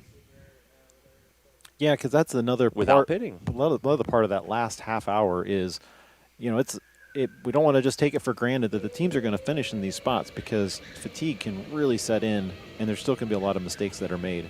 So it's like Blue Screen Racing has came in for their pit. They're getting ready to come out of the pits. I didn't see their pit timer come up there until that very end, but there they have exited the pits. And they are going to be battling with those long-haired freaky people whenever they continue. Nathan signaling pass to the right, yeah. So the Harrison on track for electrified right now. There's the long-haired freaky people, and there is Blue Screen Racing making their way back around. So the long-haired freaky people has quite a bit of ground to make back up to battle for that number 3 spot after Blue Screen Racing has just came in and back out on the track for their final pit stop. It's going to be a lot of ground to make up. Is it 5.5 second gap? Looks like it. And about 4 karts separate them as well. 2 to 3 karts, maybe 4 karts separate the long-haired freaky people from the Blue Screen Racing squad. Nathan putting out his right hand, but I'm not sure what side he wanted to pass on.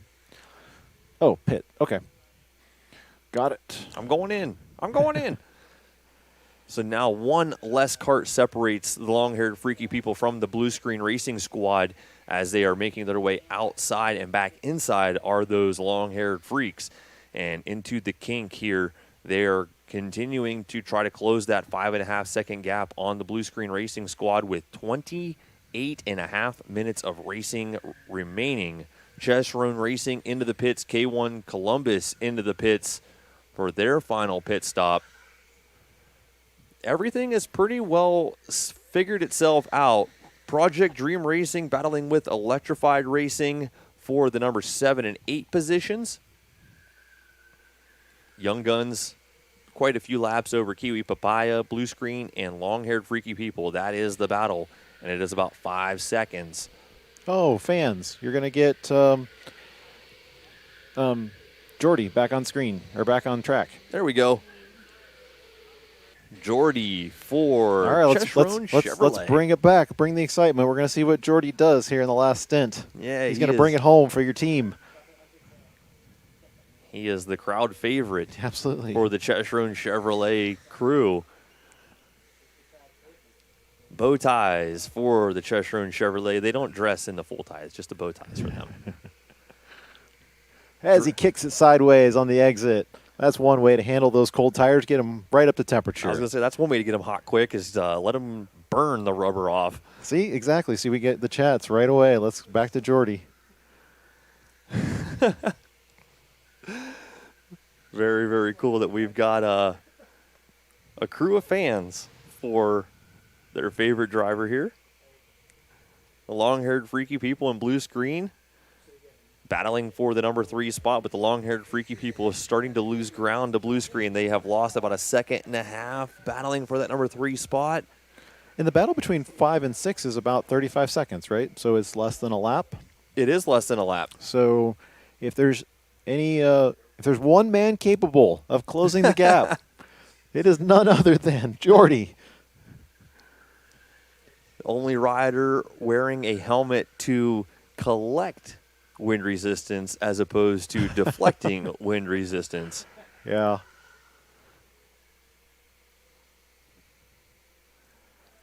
We're going to switch over to last lap time so we can see what he brings. And that was a 39.6 compared to ASR running 39.3s. All right, so no gaining there. Cold tires, cold tires. Justin's going to dip off to their last stop. Yep, K1 Dads coming in for their final pit stop as well. Yeah, everything's kind of starting to settle down with about 25 minutes of racing action remaining as the Young Guns still hanging on to it. The blue screen racing and long-haired freaky people, that was the battle to watch, but that's starting to stretch out here as racing continues. Doesn't appear that the long-haired freaky people has anything in their bag of tricks to close the gap on the blue screen racing squad. And we've got, is that Zach out there for the blue screen racing squad? Yes, it is. So we talked to him a few moments ago, and he said he was going to wrap things up for that team, and he's got to be their golden driver. Yeah, that looks to be his 4th stint tonight. So putting their hot driver in that seat for as many stints as possible. Wear him out, get him tired, and get as much use out of him. That's what we hired him for. 160 minutes potentially on the track tonight. That'll wear you out for sure. Yep. That's exactly what he signed up for, though, was to be part of this squad. And Kiwi Papaya coming in for their final pit stop as well, with about 25 minutes of racing action remaining. Great action shot there, Drew. Good camera work from our guys tonight. Looking down the leaderboard, 1 lap separates 5th from 6th, 6th from 7th, 7th from 8th. So anything can happen there. If anybody gets a bump and a spin, something can happen there deep in the field. But the top 3, they've pretty well figured themselves out, with Blue Screen Racing pulling away from the long-haired freaky people on their final stint with only moments of racing remaining. We don't expect any of these teams to run it all the way out, as we were talking to Armand, the race director, saying that they didn't go over when they're closing the pits. So you know what? They're just not. Yeah. And I was wondering if we were going to be potentially having a similar finish as we had in the junior karts, where we seen a kart expire and we finished under yellow. Hopefully not. Hopefully not. Nobody likes to see a race finish under yellow. Very anticlimactic. And back in the day in NASCAR, they would always implement the green-white checkers, so they would never have a race finishing under yellows. Yeah. But in these electric karts, it's kind of hard to do that because you never know if somebody's going to run out of volts, run out of watts, the no more amps flowing through the wires, allowing them to be propelled. Looks like that turn particularly is getting a little bit slippery, as we've seen a majority of the teams kicking the back end out of their karts in the first turn coming out of the building. Yeah. Does it hold moisture there, or is it just an area that tends to get a little bit slippery in this turn that we're I would running imagine with with the cool air moving in that there's probably some dampness to it. Okay. Their outside temperature, what is ambient right now? Weather Channel showing about 58. Oh, it's cooled off significantly. So, yeah, we've gone from about 85 degrees ambient temperature from the start of the race to the 60s. So, track temperatures definitely changing, or track conditions. And that is something for these teams to contend with, as you may have a driver that is very good on a hot track, but you may have a driver that is very good at turning consistent lap times on a cooler racetrack. And you got to take that into consideration in placement. You don't want to place the driver that turns the best lap times on the cold racetrack early. So, driver selection also playing a factor here late in this event. Yeah, we've seen that because a couple of teams are putting back their drivers, as we've talked about. So, like Zach running multiple stints. And the best drivers will adapt to any track conditions and excel. Yeah. Same thing with Jonathan from the Brown team and Jordy. This is Jordy's. It's only Jordy's second stint. Never mind. That's why everybody was so excited last time he was on track. That was the first time they'd seen him all night. Yes, sir.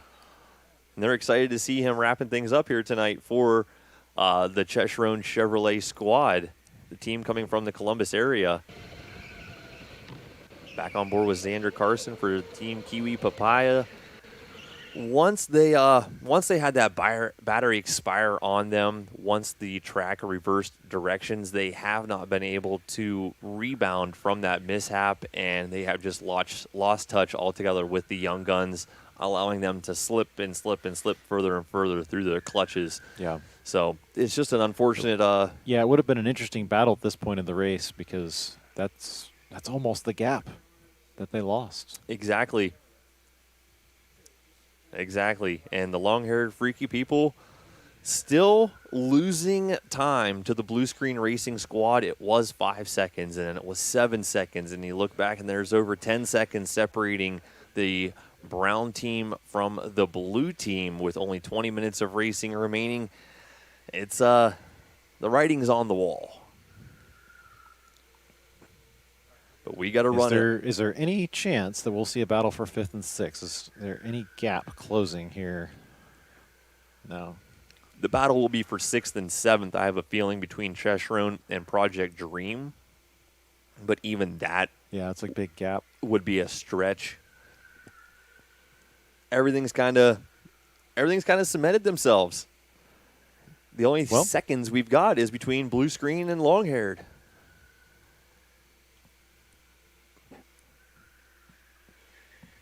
So thank you to everybody that has joined online for the inaugural running of the Zeal Energy-powered 6-hour Twilight Endurance Race here at K1 Speed Canton.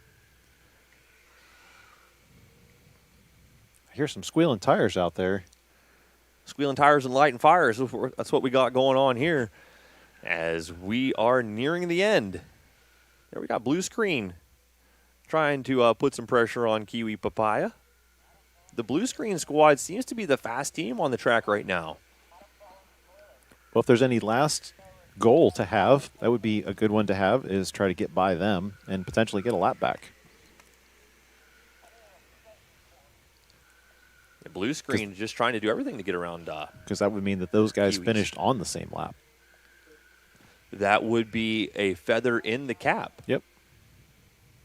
No, they're a couple of laps behind Kiwi Papaya. They're I thought it was a 2. Sorry, was that from leader? From leader. Okay. Gap to next. Yeah, I would have mistaken that as 4. Yeah, I get what you just seen, James. I read the wrong thing. But that's just a feather in the cap, making any pass. Xander making a motion to the front right-hand side of the car. Does he have a problem with the number 2? Is Brad on board? He is definitely looking at that right front tire area. Haven't had any mechanical issues just yet. He's definitely checking it out, though. Intently examining the right front area of the Kiwi Papaya's machine. Right front tire, right front tire. Wonder if it's low. Yeah, he's having a hard time turning it. It's flat. It is off the rim. I seen the rim showing on Kiwi Papaya's kart, so that is an altogether mechanical failure for the number 2 machine. It's altogether off the bead. Yeah. Yeah, they keep saying on the radio, like, his tire's flat. So that kind of thing is considered mechanical, so he'll get a kart swap, and then they can bring him back into his place. But they really probably should control the field here by getting the pace car out or having him immediately pit.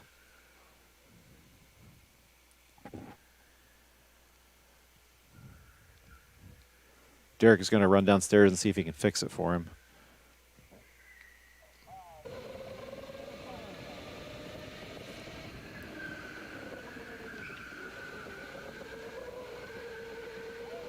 All right, he's going to bring it into the pits for us, and he's going to be right behind the K1 Columbus crew. What's up? Yeah. That wheel is getting ready to dismount on Xander Carson's machine altogether. Yeah, I seen the wheel was getting ready to come off the rim. I'm surprised he kept going and not pit it because he was probably concerned about losing his spot, but he knows that in these situations the mechanicals are not on them.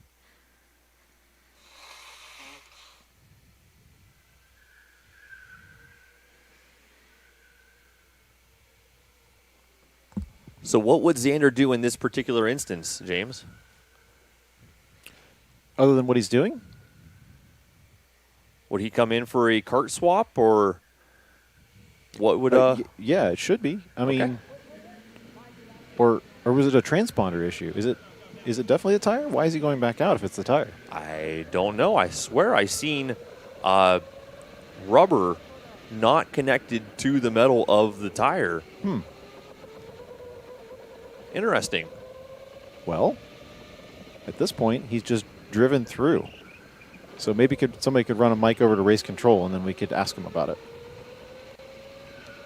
Didn't really affect the leaderboard as very much at all because they had enough of a buffer between them and the blue screen squad where it didn't really affect anything. Yeah. So just more of curiosity for us as we heard right front tire, low, flat right front tire, and just got to know. Well, we've got pressures. Yeah, pressures on the telemetry show fine. So he's running right front's running 23 pounds, 24 pounds right now, actually. And how often does that update? About every 5 seconds. Okay, so that is active and up to date. Yep. So it must have been a transponder issue. Might have been not sitting right on his leg, perhaps. And so during practice, he did have a transponder come loose on him somehow. I don't know if it wasn't. Of course, I think I put it on for him, so I probably didn't strap it down properly. But something happened where it was a similar situation. Maybe he had a loose transponder and he was afraid of losing it. That could have. Oh well, I think the mechanical thing at least is out the window for now.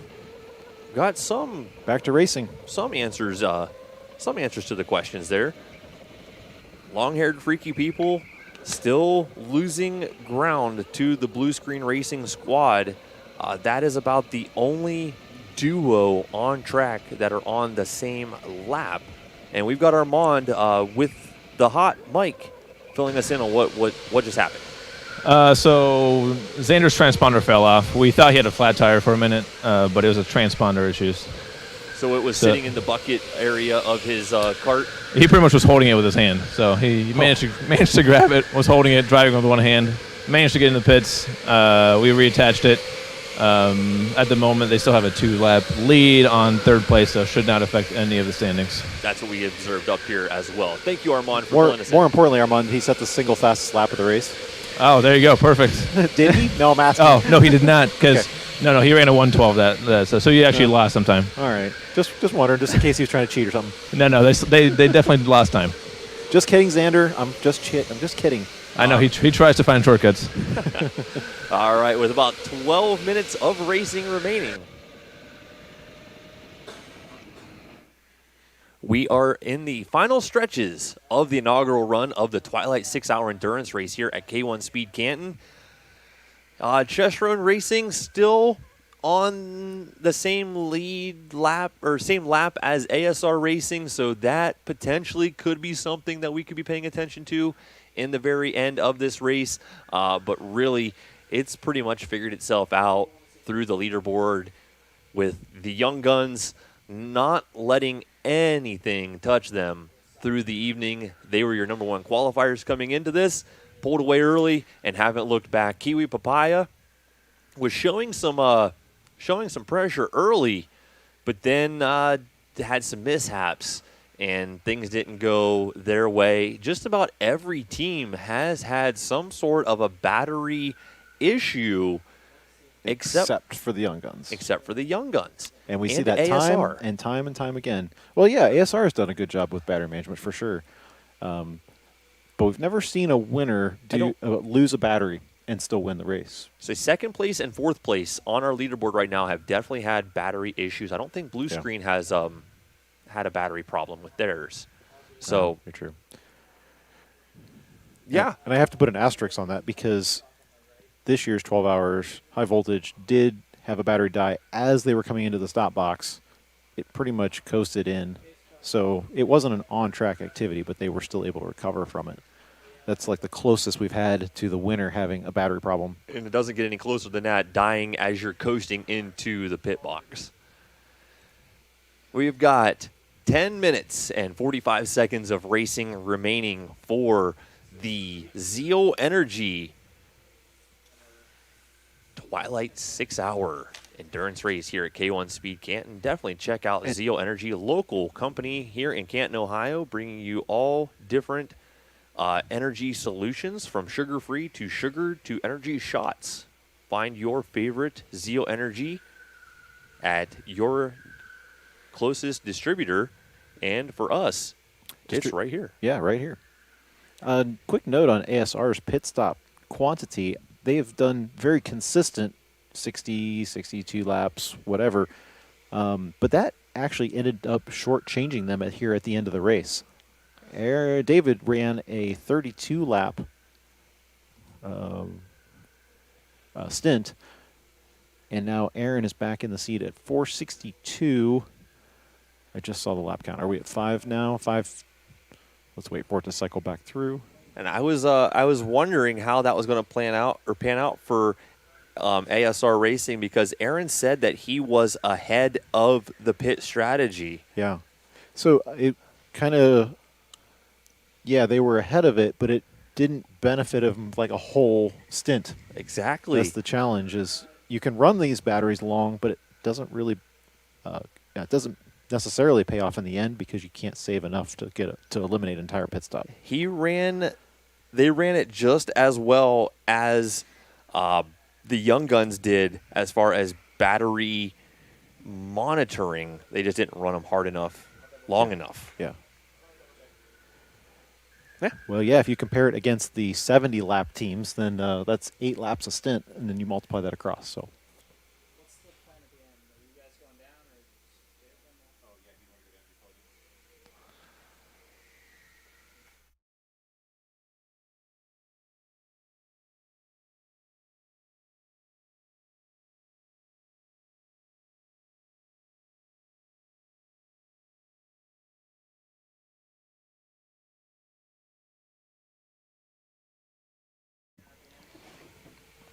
All right, quick tech talk, and then we're back. Thank you.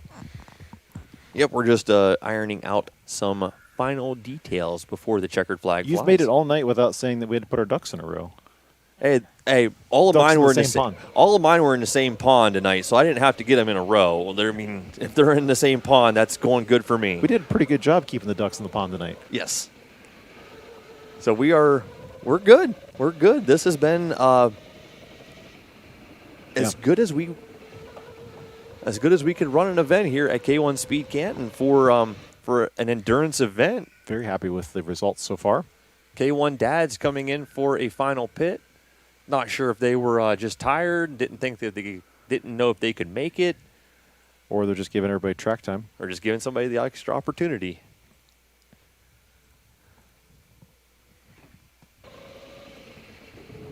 And let's do a quick calculation here and pull up the best lap time of the night. That it still remains unchanged, and that still belongs to Kiwi Papaya Racing. No, it does not. No. Oh, yes, it does. Kiwi Papaya. Yeah, 38-4. Young Guns couldn't quite pull that one off. They don't pull off the hat trick just yet unless they have something up their sleeves. Solid ride for the long-haired freaky people with a 38.39. Great lap for them, putting them in the third fastest lap of the evening. Fourth fastest lap will go to Blue Screen Racing, and the fifth fastest lap of the night will go to Electrified Racing. All the way back there in 8th place, had a pretty hot lap early in this event.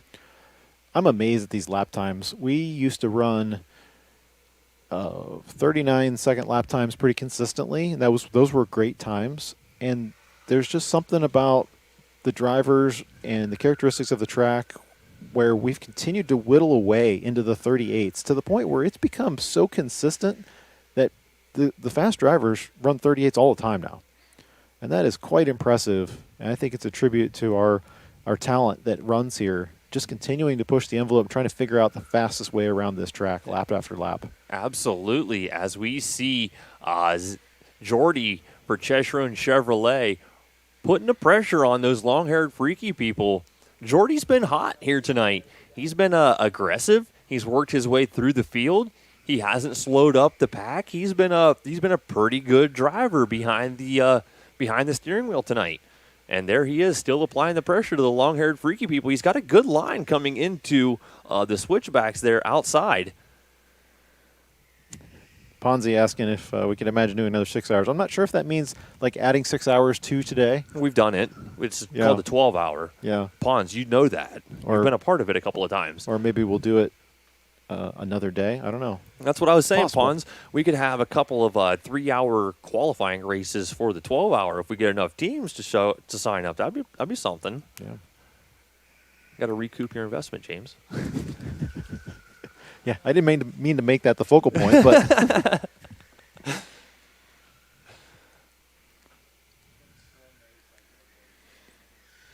Whoa, getting a little aggressive there. Yeah. I'm curious to see if Jordy misjudged that. If Jordy was able to make the pass there on the long-haired freaky people. No, long-haired freaky people still hanging on to that track position over Jordan Van Buskirk for Team Cheshire Chevrolet. About 4.5 minutes of racing remaining. He's giving it the lean, everything he can. And he's following the guy who leans the most, J. Doug. He loves just trying to get that car to turn like a gas cart. Jordy Van Buskirk trying to shake that cart to go a little bit faster, giving it everything he can. He's got some creative lines around the outside, especially whenever they go outside. Van Buskirk seems to find the creative lines. When they come back inside, they file in. At least he's trying something, not just saying, well, I can't get past. Yeah. You got to try something. And it's in these particular turns right here where Jordan has been showing the line. Right there he goes, up the inside. Had the line on the long-haired freaky people, but the lines come back together. And yeah, I think J. Doug owed him a little bit more space there. Yeah, because he had the position. He pretty much had the cart on the inside, Van Buskirk did, and the long-haired freaky people just slamming the door shut. I mean, what do you expect from the long-haired freaky people? Would you expect chivalry? No. No. I wouldn't. I was just laughing because we've named him 2 different names, then both of them are not the real ones. So,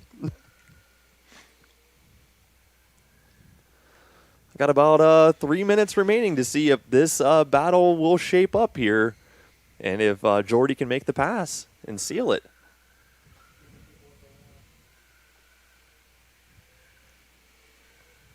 Nobody can contest the young guns, though, here late in the race, as they have been lights out ahead of the rest of the field, and we have the final driver on course for the young guns right now. Is that Tyler Stevenson out on track for the young guns, I believe? Well, that's very possible. Or is that Gavin? Oh, it's still Gavin. Okay. So Gavin's been pretty solid here tonight. My estimate on the total number of laps tonight was 520. Looks like we're going to come a little bit under that, but pretty close. There we see Team ASR not quite meeting their goals of a podium. They're going to come a couple of positions short. And long-haired freaky people, putting on a show tonight, having some mishaps early, and rebounding. Never mind, 522, so we actually exceeded 520. About a minute and a half remaining here in the Zeal Energy-powered Twilight race here at K1 Speed.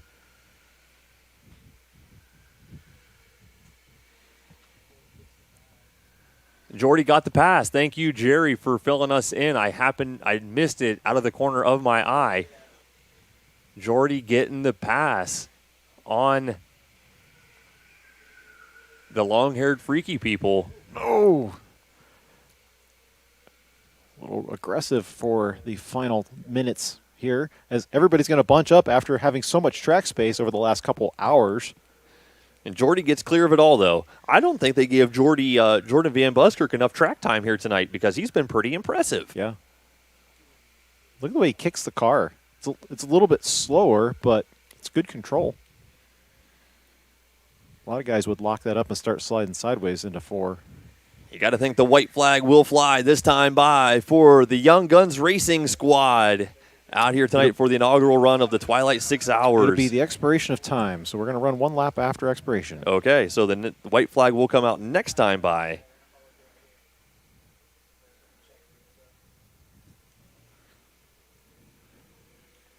Around the outside of the facility once again. Up the 2% grade and into the garage doors. They are bottlenecked up behind Team ASR Racing. Is that Arin out for the final stint for ASR? Yes, it is. A solid performance, though, for them, as they were, qualified in 7th or 8th, I believe? Gavin Patterson will take the nod at the white flag in acknowledgement.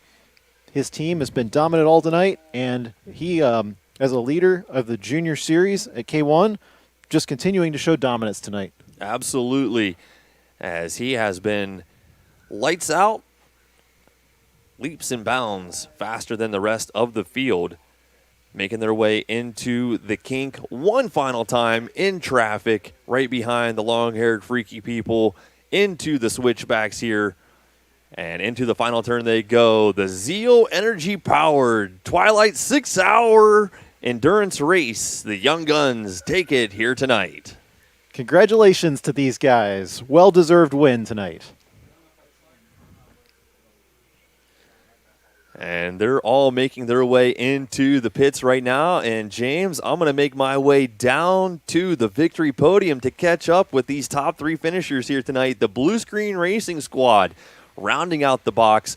Kiwi Papaya in the number 2 position with the Young Guns taking the number 1 ride here tonight. And shout out to those long-haired freaky people having a detrimental run early to come back to a solid 4th place finish ahead of ASR Racing. Cheshire and Chevrolet making their inaugural trip up here to K1 Speeding Canton for a 6th place finishing position. Project Dream in 7th. 8th place goes to the Electrified Racing. The dads, you get to You get to pop the top now tonight. Your race is over, finishing in the number 9 spot, and K1 Columbus, thank you for coming up here and racing with us. Rounds out the field, and I will be down there on the victory podium in just a few moments. Yeah, congratulations. These guys have definitely earned that checkered flag tonight as Gavin was putting his foot up on the steering wheel. A little bit of exhaustion. We talked earlier about how difficult it was for him to make it through the 12 hours. And I think they've trained, and I think they've learned, and I think they've advanced, and I think they've driven very, very well tonight, just dominating. Congratulations to that whole team, Tyler Stevenson, Jenson Janda, Anthony Narofsky, and Gavin Patterson. And I'm sure big thanks to the pit workers of the crew chiefs tonight. I believe that was Gavin's dad tonight and mom on the pit box watching the telemetry. And just can't thank them enough for involvement in their family, because we love to see that here at K1 Speed. Same thing with the Jandas and all of everyone's family.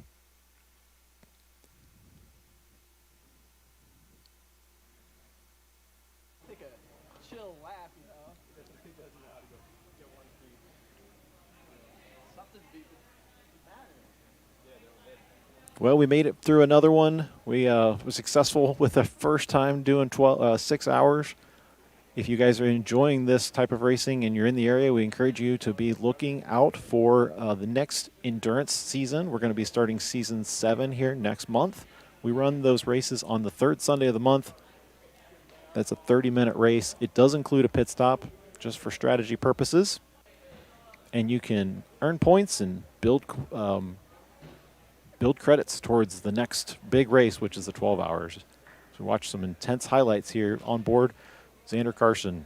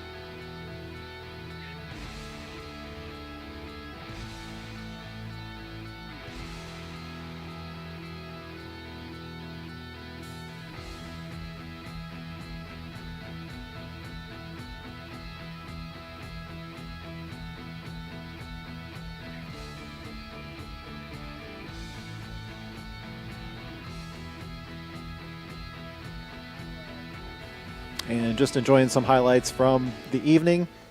Lots of on-track action, lots of side-by-side racing, good hard-fought battles all across the board over the last 6 hours. We're preparing to get the top 3 teams down there at the podium so we can celebrate with you. Hope you guys hang out for just a few more minutes. As Pons wishes, thanks everybody. Well done. Good job, Chess Run. I think if we've learned one thing tonight, that'll be that everybody needs to go visit Chess Run Chevy down in Columbus.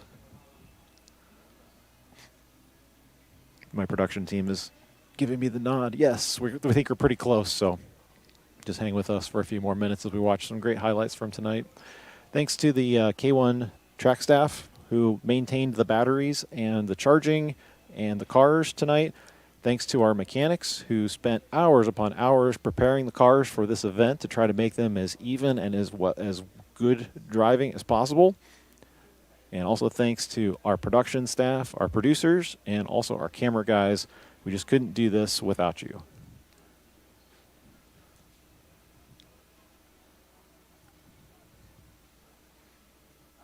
Getting ready to throw it down to Derek, who's down there at the podium.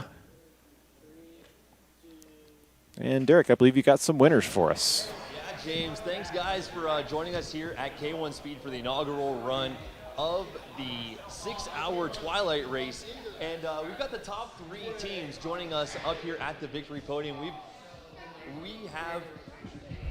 I thought the headset was what was active. I have my apologies on that. So thank you guys all for joining us here at K1 Speed Canton, Ohio for the inaugural run of the 6-hour Twilight race. And I've got our top 3 finishing teams joining us up here at the victory podium, finishing in that number 3 position. Give a huge round of applause to Team Blue Screen for coming out here and rounding out the box. Team Blue Screen, how was your guys' drive today? Great. Couldn't have asked for a better experience. That was just all around a great time. Did you guys meet your expectations for tonight's race? I think we exceeded them. Well, spectacular. What are your goals for the future if we're going to be having more of these events? To race in them. Better positions. Yeah, let's go for it. All right. Yeah. So they said they've only ever gone up. So great to have these guys here joining us tonight. And who's helping you guys out and getting you guys here tonight? Primetime Sports, Hartville Auto Styling, and Williams Automotive. Right on. Team Blue Screen rounding out the top 3 here tonight. Give those guys a huge round of applause.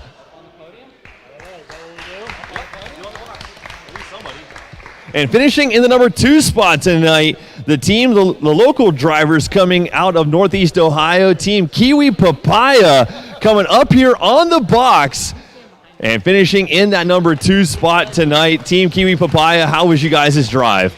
It was good overall. We had a major scare at the end with the transponder, but thankfully it didn't cost us. And you guys had a big mishap as well earlier in this race, having some issues with your battery. What happened out there? We just tried to push the envelope so hard at the halfway caution. We thought we had enough, but we just came 1 lap short. And it ended up biting you a little bit, but you able to rebound from it to finish in the number 2 spot. Who's helping you guys out and get it done here tonight? I would like to thank David Pons, Weaver Racing, and anybody else involved in helping us get here. It's been an honor. All right, on Team Kiwi Papaya, get up on the podium, taking the number 2 spot tonight for the inaugural 6-hour Twilight race powered by Zeal Energy, and taking the number 1 spot here tonight. Not looking back since they qualified in the number 1 position. We have the team consisting of Gavin Patterson, Tyler Stevenson, Anthony Narovsky, and Jenson Janda joining us for the Young Guns, taking the number 1 spot tonight for the inaugural Twilight 6 hours here at Canton. How was you guys' drive? It was so much fun. And you're going to sign up for it again in the future? Probably.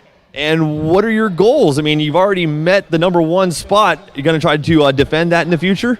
Yeah, and win the 12-hour. Heck yeah. Who's helping you guys out to get it done here this evening? Mom, Dad, and D&K Fence. Awesome. So give these guys for Team Young Guns a huge round of applause as they're making their way up to the top and the center step of the box here tonight. These are your top 3 finishing teams. Finishing in 3rd place, Team Blue Screen with Team Kiwi Papaya in the number 2 spot, and the Young Guns taking the number 1 spot here tonight for the inaugural Twilight 6-hour endurance race powered by Zeal Energy.